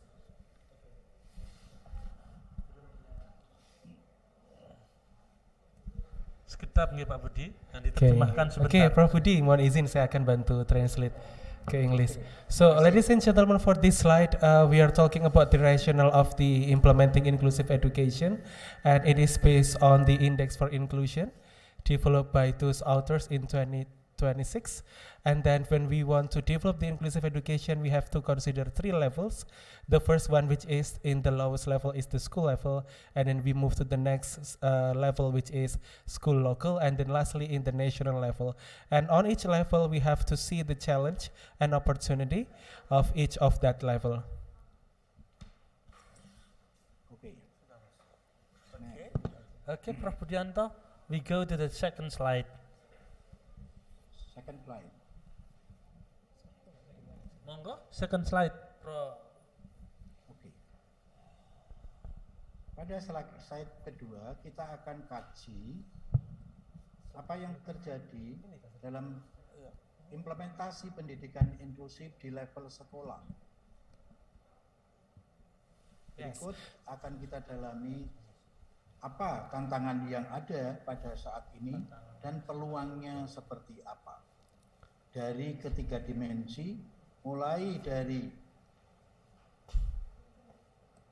tantangan dalam bidang culture, tantangan dalam bidang policy, dan tantangan dalam bidang practices, serta opportunity-nya. Oke? Silakan Mas Sasar. All right. So for the next slides, we will talk about the challenge and opportunities on the school level, and we will see the challenge and opportunity on several aspects, including the cultural aspect and the practical aspect of the level. Oke. Next. Operator. Berdasarkan konsep teori Index for Inclusion, dimensi pertama yang harus kita kaji adalah tentang creating inclusive cultures. Apa yang terjadi dalam konteks creating inclusive culture pada level sekolah? Pertama yang dominan kita temukan adalah bagaimana siswa, student, yang berkaitan dengan pemahaman tentang inclusive education di sekolah ini masih sangat lemah dan sangat bervariasi. Selanjutnya, terkait dengan kondisi tersebut, apa peluangnya yang akan terjadi terkait dengan program tersebut? Yaitu bagaimana mengembangkan suatu program di sekolah yang memerlukan sosialisasi terhadap implementasi pendidikan inklusif tersebut yang benar-benar memperhatikan keberagaman dan keunikan kebutuhan peserta didik. Alright, for the first dimensions, we will focus on creating inclusive cultures, especially in the school level. As you can see on the side, the first challenge is that not every student is aware of the condition of students with special needs. Therefore, there is an opportunity which is to hold a program to ensure that every school members is being respectful towards diversity. Okay, thank you. Tantangan dan opportunity yang kedua adalah pada level sekolah masih terjadi perlakuan diskriminasi seperti bullying dan sebagainya terhadap siswa berkebutuhan khusus baik dalam kelas maupun di luar kelas. Terhadap kondisi ini, peluang yang dapat dilakukan dalam konteks pengembangan di tingkat sekolah adalah pengembangan kegiatan ekstrakurikuler perlu dikemas dalam bentuk aktivitas yang afirmatif untuk membangun budaya kerjasama dan menghargai keragaman warga sekolah. Alright, so the second challenge is there are still discriminatory treatments towards students with special needs. For example, there is still a bullying among them, either inside or outside the classroom. And as for the opportunity, we could hold extracurricular activities, which are packaged in the form of affirmative activities in order to build a culture that is respectful, respect the diversity, and also to support the cooperation between each other. Oke, thank you. Yang kedua, dimensi B, yaitu dimensi Producing Inclusive Policy. Bagaimana Producing Inclusive Policy pada level sekolah? Ternyata ditemukan bahwa masih dijumpai peserta didik berkebutuhan khusus yang mengalami kesulitan dalam mengikuti kegiatan sekolah karena hambatan yang disandangnya. Seperti dalam layanan administrasi, layanan kegiatan kokurikuler, dan kegiatan ekstrakurikuler. Terhadap kondisi tersebut, peluang yang dapat kita lakukan dalam konteks pengembangannya adalah pemerintah daerah perlu memperhatikan membuat kebijakan yang afirmatif agar untuk mengakomodasi kepentingan dan kebutuhan semua peserta didik di sekolah tersebut. Alright, so the second dimension, the aim of this dimension is producing inclusive policies. And one of the challenge is that there are still difficulties that are happening towards students with special needs in participating in school activities. Most of it because of the obstacles that are about the administrative services, co-curricular and extracurricular activities. And therefore the opportunity is that we have to ensure that local government support the school to make an affirmative policy to accommodate the interests and needs of every students in schools. Oke, thank you. Tantangan dominan kedua adalah ditemuinya kenyataan bahwa beberapa organisasi sosial maupun organisasi profesi maupun kelompok masyarakat enggan ambil bagian dalam meningkatkan kemajuan di sekolah inklusif karena terhalang kebijakan sekolah yang kaku. Terhadap kondisi ini, apa yang perlu kita lakukan adalah bagaimana kita rumuskan agar kebijakan sekolah yang kurang akomodatif dan menghambat peluang kerjasama dengan lembaga mitra perlu ditinjau ulang. Sejalan juga dengan kebijakan Merdeka Belajar yang dikeluarkan oleh Bapak Menteri. Alright, the second challenge is that most of the time schools have a very rigid school policies that hinders the participation of some organizations, including social organizations, professional organizations, and community groups to take a part in increasing progress in inclusive schools. Therefore, we have to review the school policies that are probably less accommodating, or it can hinder the opportunities for collaboration. And also this is to support the recent policy from the Indonesia's Ministry of Education, Culture, Research and Technology, which is Merdeka Belajar of the Freedom of Learning. Okay, thank you. Dimensi C, yaitu involving inclusive practices. Dalam implementasi pelaksanaan pendidikan inklusif di level sekolah, masih ditemui jumlah guru pembimbing khusus atau GPK sangat terbatas. Dari 30.294 sekolah inklusif di Indonesia, baru dimiliki 2.500 GPK. Hal ini berdampak pada rendahnya kualitas layanan akademik maupun kebutuhan khusus, layanan kebutuhan khusus. Tantangan yang kedua, di era industri 4.0, era new normal dan kebijakan Merdeka Belajar menuntut terjadinya perubahan pola pikir dalam perencanaan, pelaksanaan, penilaian, serta tindak lanjut dalam penyelenggaraan pendidikan inklusif. Kondisi peserta didik berkebutuhan khusus yang beragam menuntut adanya pendekatan yang spesifik yang berpusat pada mereka. Terhadap kondisi lapangan di sekolah yang masih seperti ini, maka peluang untuk pengembangan yang dapat kita lakukan adalah pertama, perlu penguatan strategi pembelajaran kolaboratif dengan memberdayakan guru umum.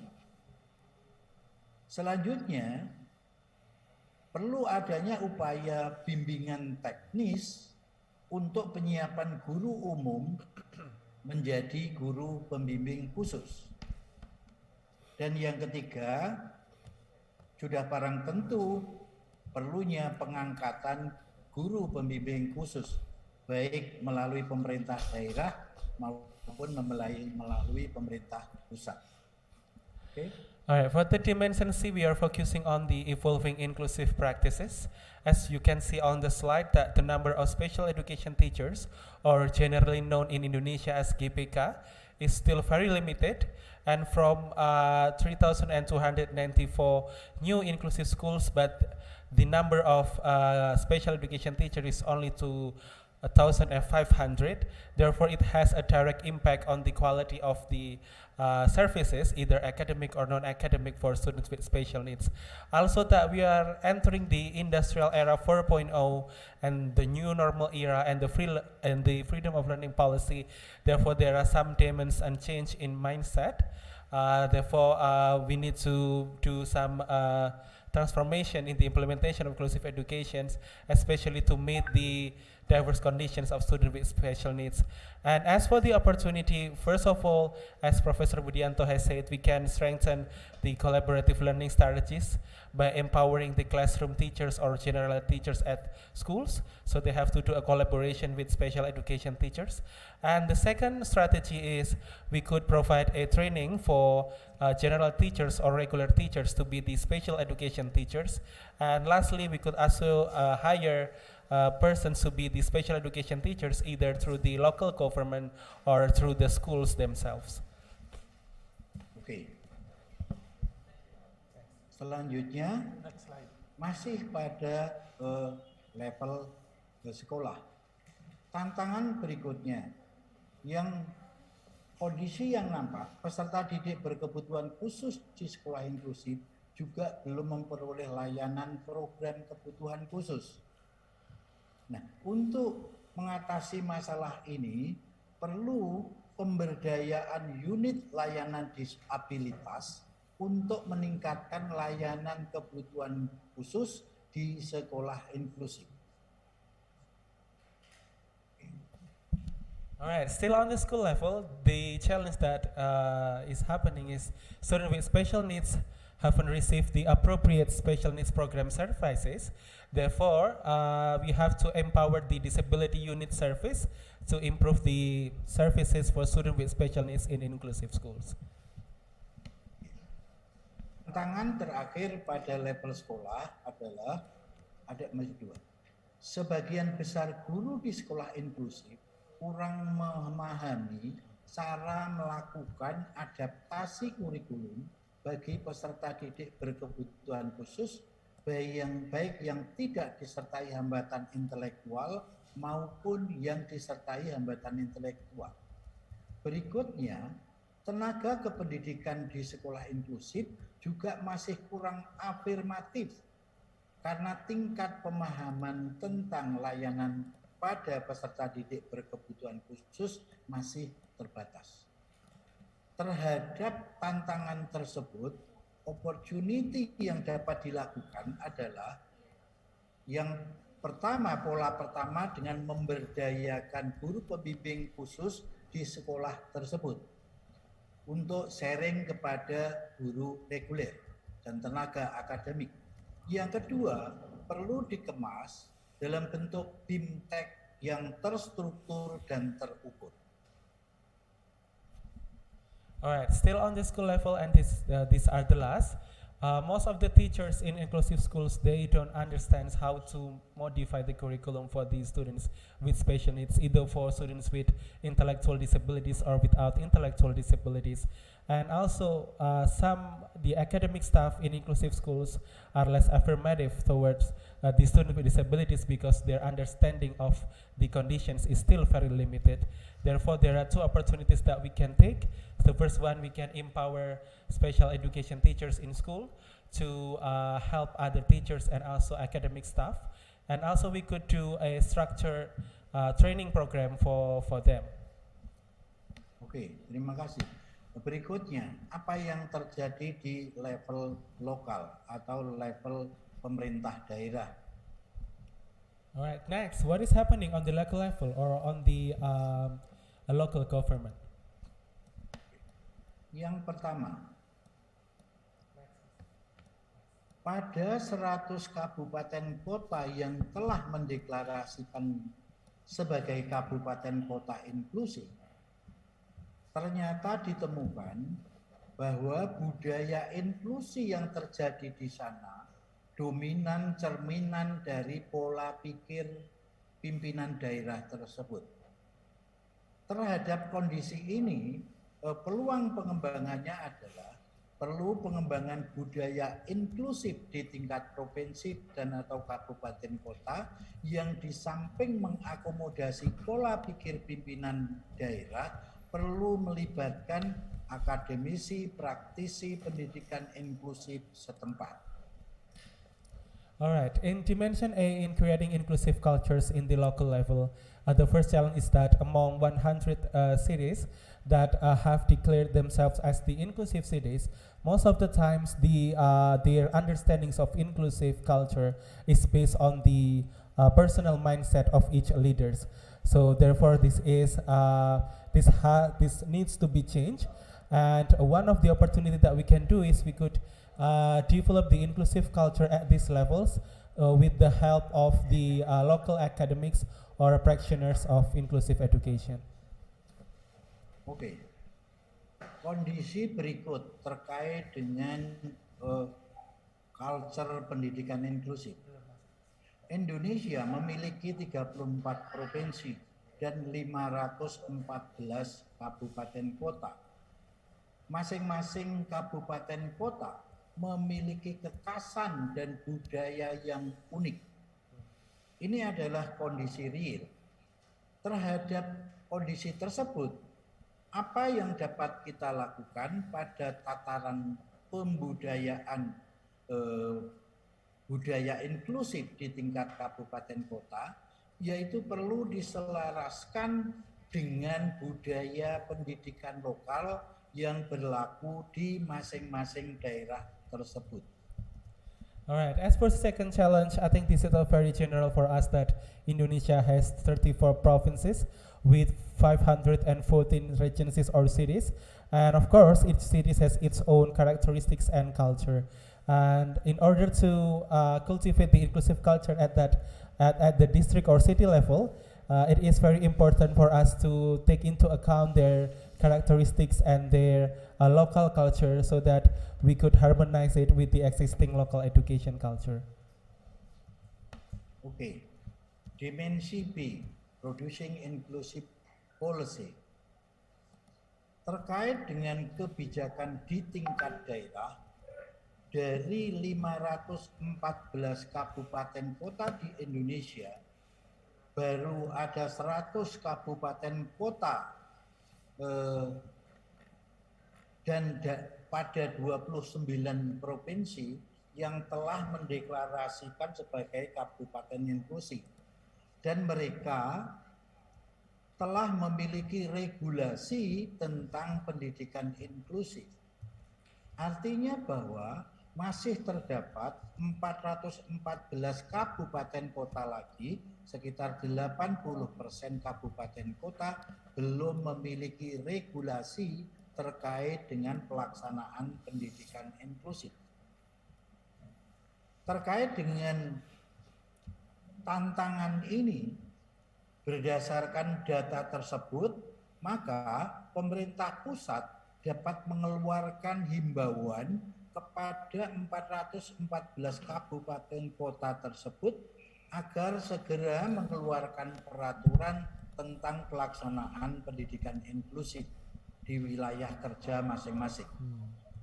Alright, in the dimension B, producing inclusive policies, there is a challenge which is from the 514 cities in Indonesia. It is true that only 100 cities in 29 provinces have declared inclusive cities and have regulations on inclusive education. It means that more than 80.5% of the cities, they don't have the regulations. Therefore, based on the data, it is very important to the central government to ensure that those cities will issue the regulations regarding the implementation of inclusive education. Oke, tantangan berikutnya, leading sektor penyelenggaraan pendidikan inklusif di tingkat daerah adalah dinas pendidikan. Tetapi operasional penyelenggaraan pendidikan inklusif melibatkan dinas pendidikan lain seperti dinas kesehatan, dinas sosial, dinas tenaga kerja, serta dinas-dinas lain. Terhadap kondisi ini, terkait kebijakan, perlu dinas pendidikan dapat memprakarsai terbentuknya peraturan bersama antar dinas atau antar lembaga di dalam pelaksanaan pendidikan inklusif. As for the second challenge is that even in the implementing inclusive education, that the main actor is actually the education bureau or office, but in fact it needs the active participation from the health office, social service office, manpower office, and etc. So therefore, they have to do a declaration to get to have a one regulation towards the implementation of inclusive education. Oke, terima kasih. Pada dimensi praktis, apa yang terjadi di tingkat pemerintah daerah? Salah satunya adalah jumlah guru pembimbing khusus yang masih sangat terbatas tersebut berdasarkan Permendiknas nomor 70 tahun 2009 itu memberikan peluang kepada pemerintah daerah dapat mengangkat guru pembimbing khusus. Nah, terhadap kondisi ini, maka peluang yang dapat dilakukan adalah pemerintah daerah, atau dalam hal ini pemerintah provinsi dan atau kabupaten kota, sesuai kewenangannya dapat mengangkat GPK untuk memenuhi kebutuhannya di daerah masing-masing. As for the dimension evolving inclusive practices, as previously explained also by Professor Budianto, that the number of the special education teacher is very limited. However, there is a regulation enacted by the Ministry of Education of Indonesia in 2009, which is the Permendiknas or the Ministry of Education Regulation number 70, that says the local governments could provide the special education teachers. Therefore, there is an opportunity for the local governments or the regional governments to appoint the special education teachers to meet the needs of each region. Oke, tantangan berikutnya ditemukan bahwa sebagian besar sekolah inklusi belum memiliki ruang sumber yang memadai. Sementara hibah dari Direktorat PMPK jumlahnya sangat terbatas. Terkait dengan problema ini, maka pemerintah daerah dapat menganggarkan pengadaan ruang sumber beserta fasilitas penunjangnya serta tenaga pengelolanya. As for the second challenge, and many inclusive schools, they don't have the adequate resource room to support students with special needs, and also at the same time, the grant for the procurement of this research room is also very limited from the Directorate of PMPK or the Society Education and the Special Education. So therefore, it is very good if the regional government could provide the budget for the procurement of the research room, also with the supporting facilities and with the personnel. Oke, selanjutnya mari kita cermati apa yang terjadi di level nasional. Alright, for the next slide, we will focus on the national level. Oke. Pada level nasional, dimensi culture Tantangan yang menarik diantaranya, pertama, budaya inklusi suatu negara tercermin pada tampilan aksesibilitas, fasilitas umum, dan layanan yang afirmatif untuk semua. Nah, terhadap kondisi ini, pemerintah pusat perlu membangun budaya bangsa yang ramah bagi semua melalui kolaborasi lintas lembaga dengan menampilkan fasilitas umum yang aksesibel dan ramah bagi semua. In creating inclusive cultures at the national level, there is an interesting challenge, which is the inclusive culture in the national level, and this is reflected by the public accessibility and also the affirmative services for all. Therefore, it is important for the government to build a national culture which is to be friendly with everyone, and then this can be happen by having a collaboration that is cross-institutional, and also by showing to the people that there are some public facilities which are accessible and also friendly to everyone. Berikutnya, Indonesia memiliki 34 provinsi dan 514 kabupaten kota. Pada masing-masing provinsi dan kabupaten kota tersebut memiliki kekhasan budaya yang unik, seperti halnya tadi pada level lokal. Terhadap kondisi tersebut, ornamen budaya inklusif Indonesia dapat dibangun dengan memperhatikan keunikan budaya pendidikan pada masing-masing daerah yang mampu mencerminkan kekhasan Indonesia. And as for the second challenge, Indonesia has 34 provinces and 514 cities, as previously mentioned. And of course, each city or district has its own unique characteristic and also culture. And therefore, in order to create an inclusive Indonesian culture, we can take into account or consider the uniqueness of each city or provinces, so that we can able to reflect the uniqueness of Indonesia also in our inclusive culture. Oke. Berikutnya dimensi kebijakan. Terhadap problematika yang tadi sudah dibahas pada level lokal, yaitu masih terbatasnya kabupaten kota yang memiliki regulasi terhadap penyelenggaraan pendidikan inklusif, maka pemerintah pusat berdasarkan data tersebut dapat mengeluarkan himbauan atau surat edaran kepada 414 kabupaten kota tersebut agar segera mengeluarkan untuk regulasi yang berkaitan dengan penyelenggaraan pendidikan inklusif. Similar with the local level in producing inclusive policies, this is true that nearly 80.5% of cities, they don't have regulation on inclusive education. Therefore, there is an opportunity for central government to ensure that those districts will have the regulations regarding the implementation of the inclusive education.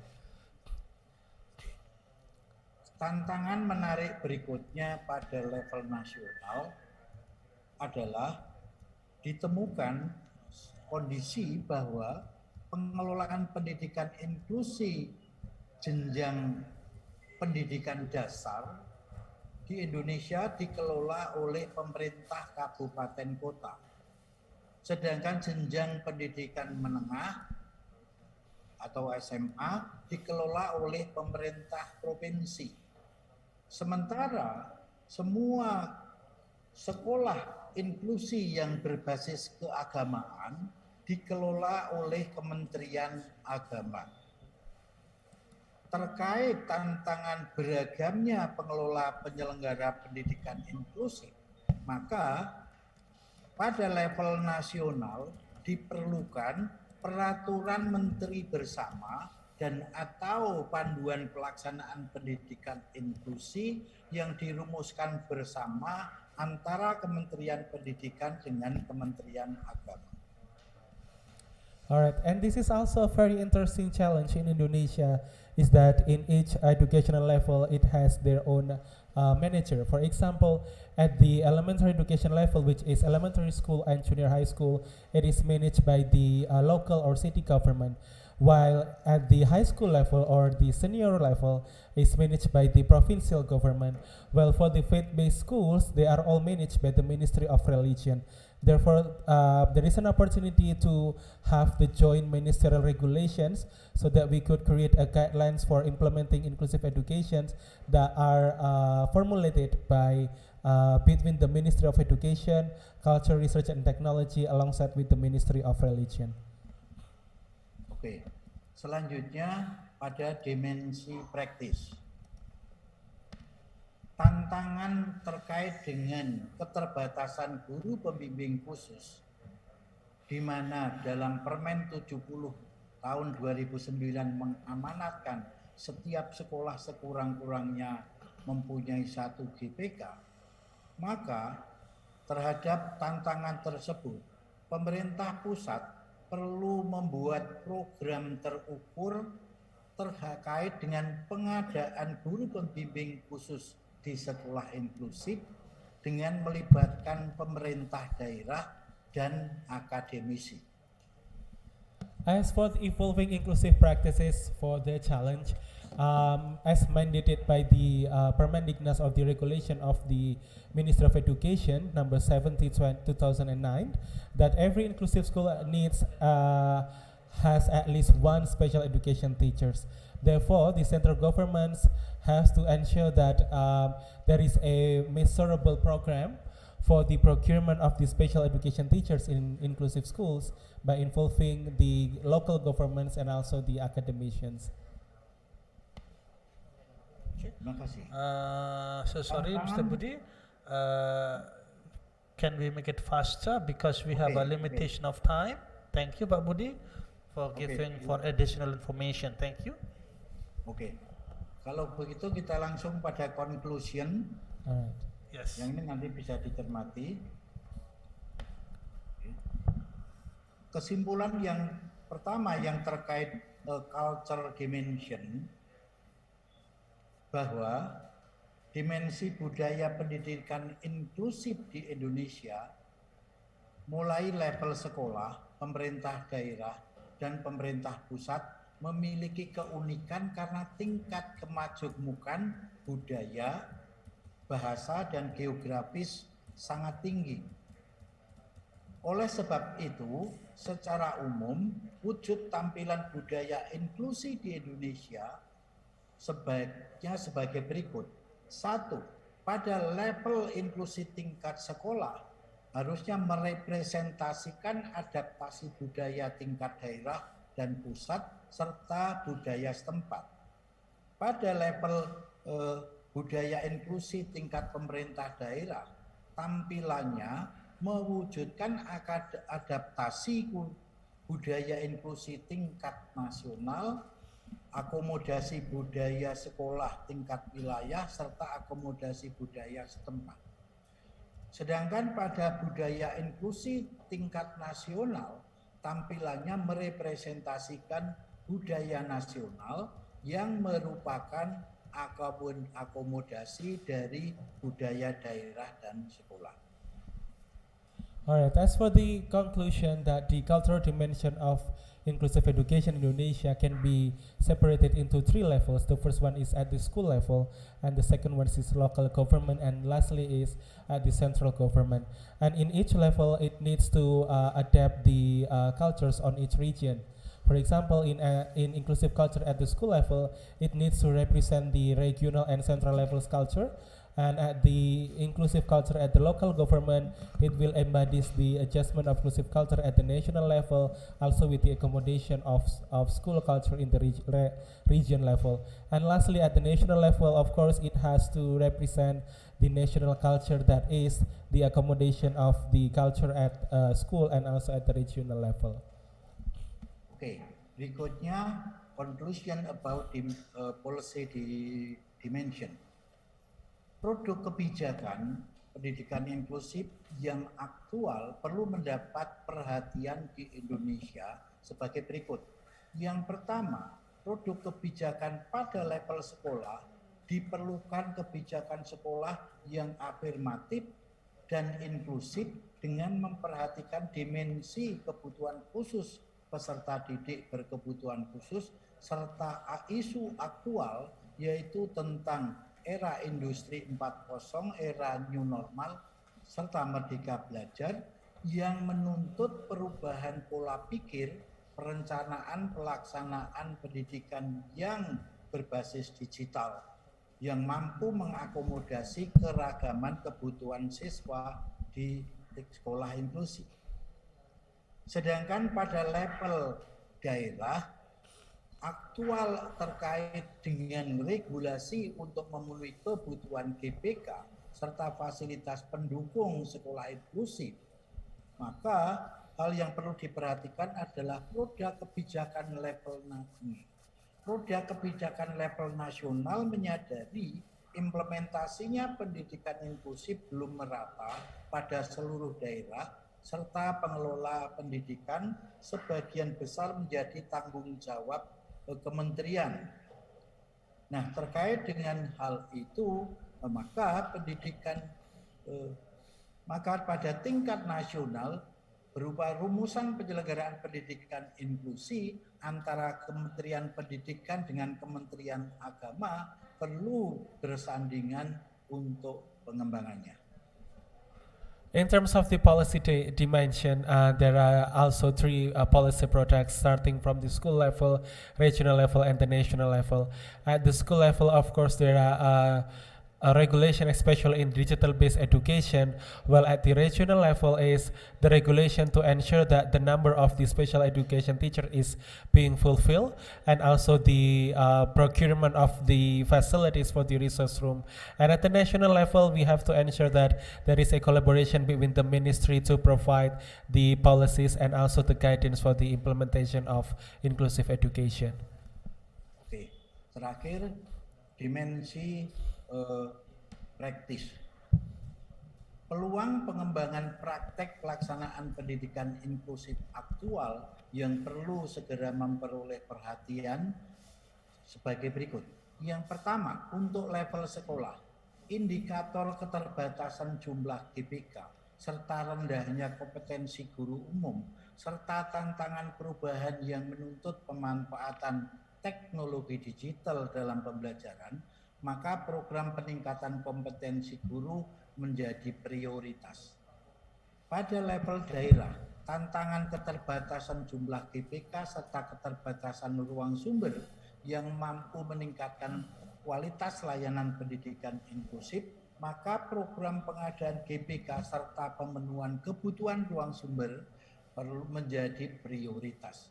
Sementara pada level nasional, tantangan nasional dalam penyelenggaraan pendidikan inklusif adalah keterbatasan dan rendahnya kompetensi guru, belum dipahaminya keutamaan praktek pendidikan inklusif lintas direktorat dan lintas kementerian, serta sudah tidak sesuainya produk kebijakan peraturan menteri, maka program aktual terkait dengan praktek penyelenggaraan pendidikan inklusif level nasional ini adalah perlunya BIMTEK terstruktur dan terukur untuk peningkatan kompetensi guru dan di sekolah inklusif serta sosialisasi keutamaan pendidikan inklusif serta revisi peraturan menteri tentang pendidikan inklusif.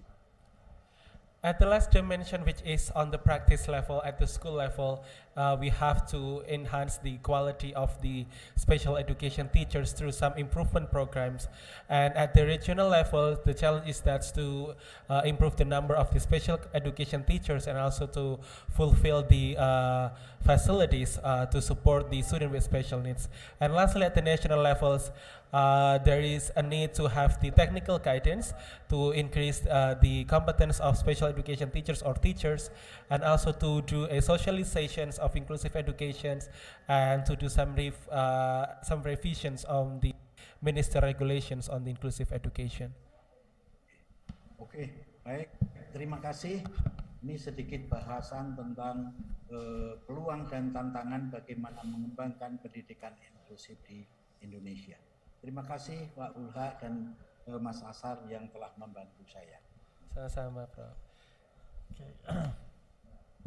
Recently, we got a lot of information in details about the important special needs services and cultivating an inclusive cultures that still lack in Indonesia in various levels. Once more, thank you very much, Professor Dr. Budianto, for very valuable presentations. I wish it will make inclusive education in Indonesia get advancing. Okay, let's all the participants give a warm applause for Prof. Budi by turning on the reactions button in your Zoom or your YouTube screens. Okay. Now we have questions and answer sessions. Please allow me to pass the floor for the chairman, Ibu Irena, to handle the sessions and also giving the symbolic certificate. Operator, go to Mrs. Irana's screen. Thank you. Thank you, Pak Ulha. Okay, I'll take it from here. Ibu Mai, Dr. Mai, are you still with us? Yes, I'm still with us. Hi. Okay, Dr. Mai and Prof. Budi, thank you very much for sharing such an interesting presentation. And now we have some questions already. Oh, the event organizer also stated that by now we have participants from Iraq, Pakistan, Thailand, and Philippines. Oh, very warm welcome for you. Okay, let's see the list of the question. Many questions already for Dr. Mike. So, this is one question from Angela Cynthia. How to develop the courage or the desire to change for the good? Fake it until becomes it? Does it also sort of adaptation? Or because fake has always connected with something bad, right? Like we always thought to be honest, not to fake something. But how can we fake it until we become it? Could you explain, Dr. Mai? Yeah, good question. So there are two questions out there. So I'm going to just focus on the faking first. Fake it until you become it. It's just a way of saying, and I try not to use that because we do have the negative connotation from faking. We tend to think that what is honest is the best, okay? But however, if we have time and if the students are mature enough for us to explain, then we can try to explain to them that personality is not fixed. So for example, we normally use Big Five as a personality test to see what kind of personality you are. And it's very common to see that our personality result changing from time to time. Our personality is not fixed, and the same with our identity. The idea that we have this kind of like a static way of who we are is not supported by neuroscience. And you see that we have neuroplasticity and our brain is changing all the time, depending on the context, depending on the stimuli around us, depending on the people around us. So we are changing right at this moment. So what we may want to tell students is that faking is probably not like trying not who you are, but seeing you as a very diverse entity. I am very quiet, but there is a part of me that is very extrovert, there is part of me that want to share with people, and you want to explore that aspect. Just imagine that you can be both quiet and extrovert. How can you explore that aspect of your life? So that's one way to tell students that you are not fixed and you can be more than who you are. So that's one way to do it. Another way to encourage students to look at change from a positive way is that also from the brain perspective, is to tell them that the best, we are, the goal of life is not to find ourselves. The goal of life is to create ourselves. We are born not with a destiny, not with something that is written down, not as something that is fixed. We have to constantly create ourselves. And in the process of self-creation, we can be proactive of just like planning. If you want to plan your education in the next 5 years, what do you have to do right now? The same with personality, the same with change. If you want to be a different person in the next 5 years, what do you have to do right now? So in that way, the process of creation is something that students may understand instead of using faking, which is a little bit, that sounds a little bit negative. The second question is how to develop a change for the good. I like to share the same one. I like to share this very interesting technique developed by Charles Duhigg with change education. So let's see if I still have it. Okay, right, here we go.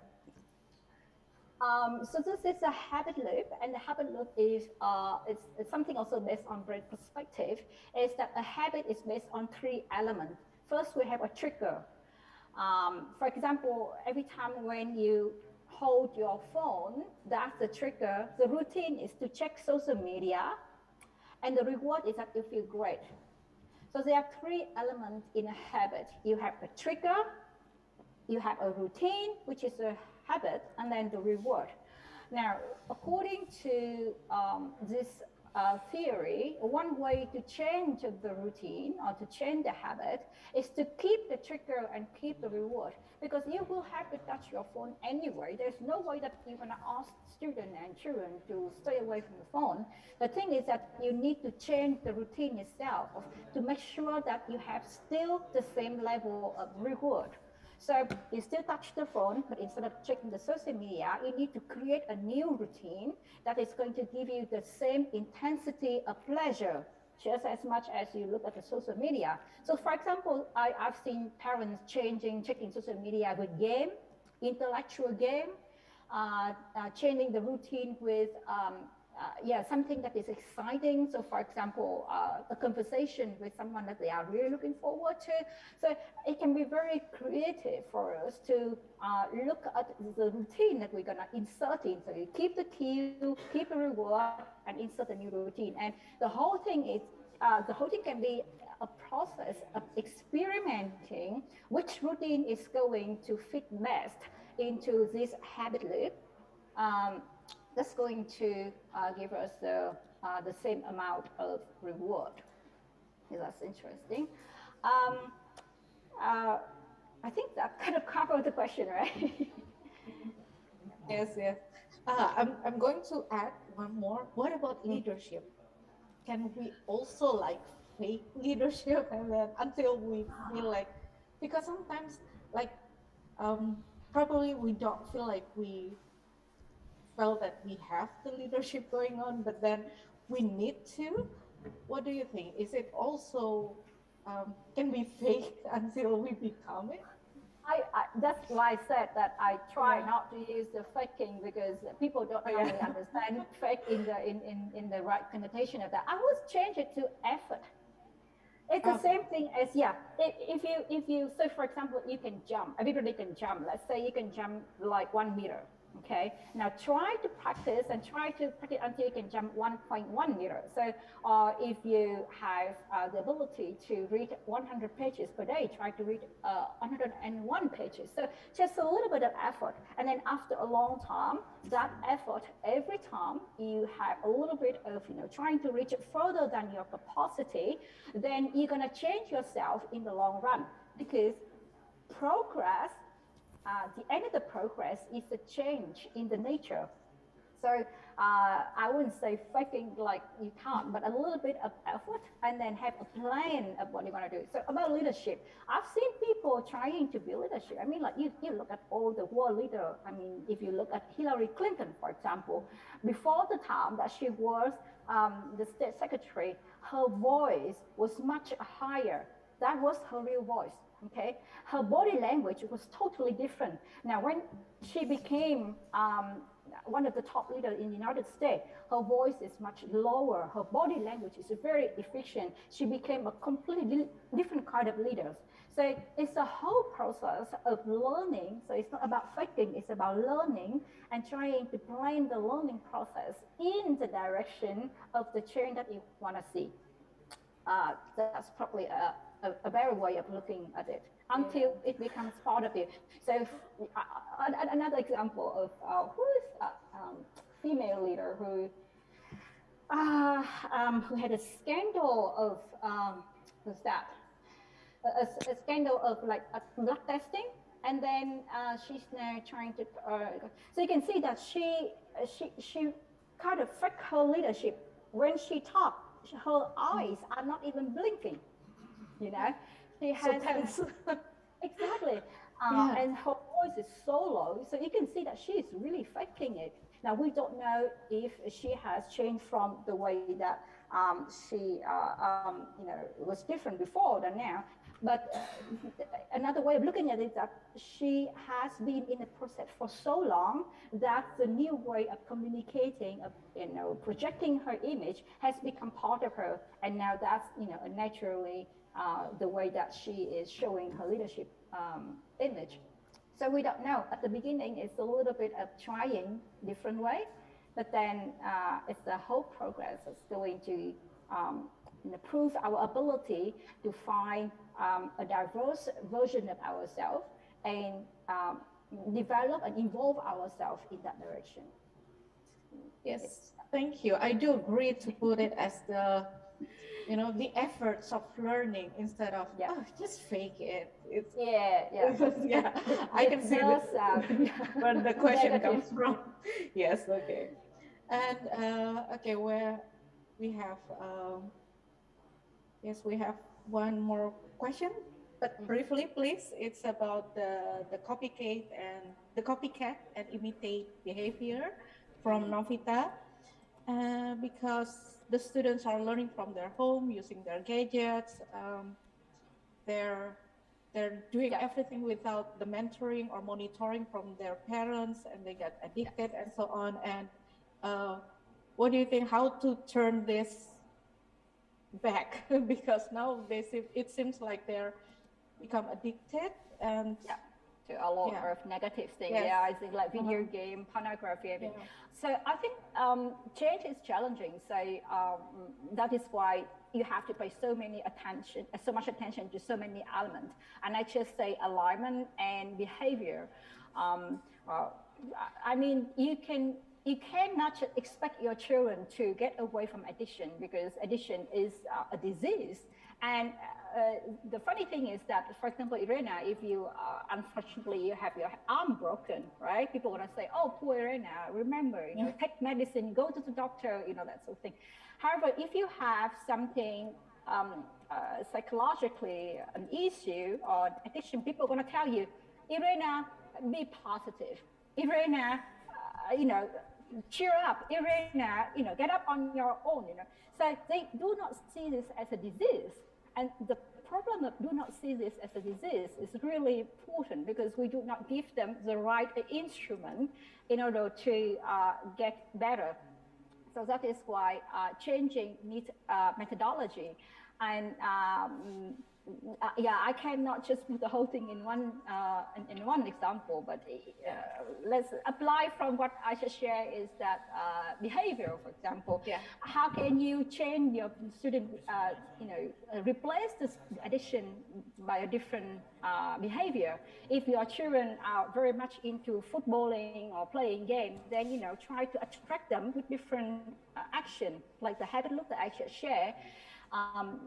If you can have a negotiation with them saying that, okay, if you just use mobile phone for half an hour per day, your reward is to be able to have a small vacation or have a little game or go and visit your friends or have the food of your favorite. So there are many kind of routines, so just behavior, that's what I share, that we can be creative in terms of helping our children to get out of the addiction. And the most important thing is that to see it as a disease and not the weak will of your children, or that your children are inherently bad, or we are inherently bad. Okay, thank you very much. And now we have one question from Diana Nur, and this is for Prof. Budiyanto. May I ask, how do I apply the professional standards of teachers in special education in combination with the professional standards of teacher in inclusive education, especially in general schools? Jadi kalau boleh saya translate, atau Pak Asyar nih yang akan lebih tepat. Pak Asyar, would you like to step mungkin in? Ma'am Iren tidak apa-apa karena saya tidak terlalu dengar di sini. Mungkin bisa. Oke. Jadi bagaimana sih mengaplikasikan, ini memadukan sepertinya ya, standar profesionalisme guru di pendidikan di special education dengan pendidikan inclusive education, dengan pendidikan inklusif. Ini karena harusnya berbeda. Bagaimana mengkombinasikan ini, terutama di sekolah umum, di general school. Prof. Budi? Oke. Terima kasih. Mbak Iren ya. Iya. Terkait dengan standar profesionalisme guru, dalam konteks standarnya sebenarnya sama, karena kita Indonesia tetap menggunakan pola standar 4 standar tadi, kompetensi pedagogi, kompetensi sosial. Namun dalam substansi atau materinya, konsep itu kan kalau reguler itu diarahkan untuk pengembangan akademik. Nah, sementara bagi peserta didik berkebutuhan khusus di sekolah inklusif, berdasarkan kurikulum, dia berhak mendapatkan layanan 2, yaitu layanan pengembangan kemampuan akademik dan layanan kompensatoris atas hambatan yang disandang masing-masing anak. Artinya, bagi anak dengan hambatan penglihatan, dia mendapatkan hak untuk memperoleh pengembangan kemampuan orientasi mobilitas dan komunikasi. Kalau anak dengan hambatan pendengaran, dia mempunyai hak untuk pengembangan kemampuan potensi BKPBI, Bina Komunikasi, Persepsi Bunyi, dan Irama.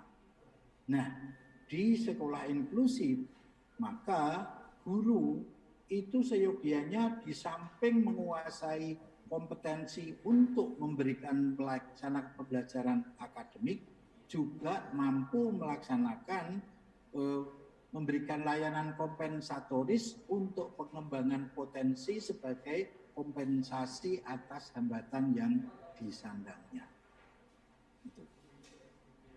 Okay, thank you. Pak Asyad, would you like to help me? From me, because I just All right, sure. think that it's the same. Oh, thank you. All right, as for the answer is that there is the same standards between the teachers at the special school or at the inclusive school, but the only difference is that in the inclusive schools, the main goal for the students is on the academic performance, while on the services for students with special needs, we can focus also on the developmental level. That includes the compensatory program based on their needs, and also the vocational program based on their interest and strength. Thank you, Pak Asar. Pak Ulhak, do I still have time for another question? Or Sorry, the time is up, ma'am. yeah, we still have many questions actually, but yes, too bad that the time is up. So, ladies and gentlemen, the committee will help me to show the extension of our gratitude to have Dr. Mai and Prof. Budi for sharing their knowledge with us today. With the certificate, first to Dr. Mai, maybe, the committee?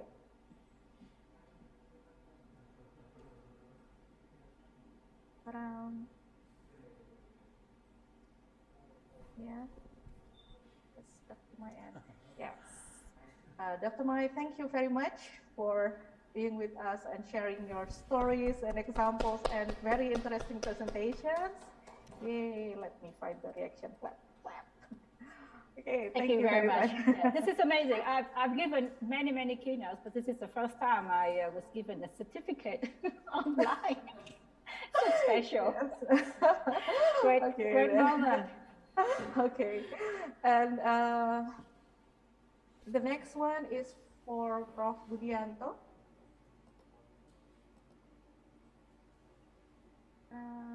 Yes, Prof. Budianto, thank you very much for sharing your knowledge with us today. Thank you banget Mbak Iren. Yeah, sukses Prof, sehat. Ya. Yes, thank you very much. Okay, ladies and gentlemen, the floor is returned to Pak Asyar and Pak Ulhak, sorry. Thank you very much.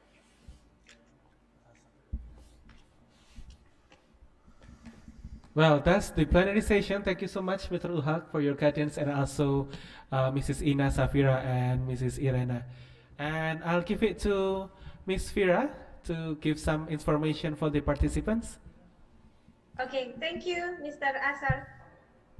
Ladies and gentlemen, for the next session, the attendees are welcome to cafe break for an hour. The next agenda will be parallel session and will be started after the cafe break. To all the presenters and participants, please make sure that you will be right back on time and see you in an hour later. Thank you. Thank you. Thank you. Terima kasih semua.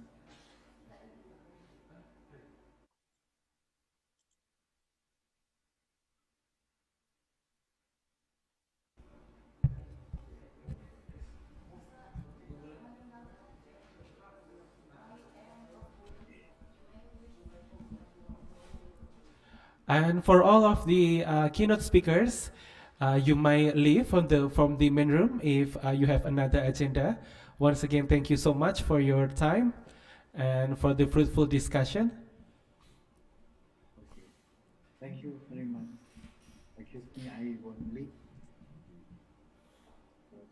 Thank you, Prof. Oke, izin saya leave ya. Posisi saya mobil, mohon maaf tidak bisa optimal. Okay, thank you, Prof. Terima kasih.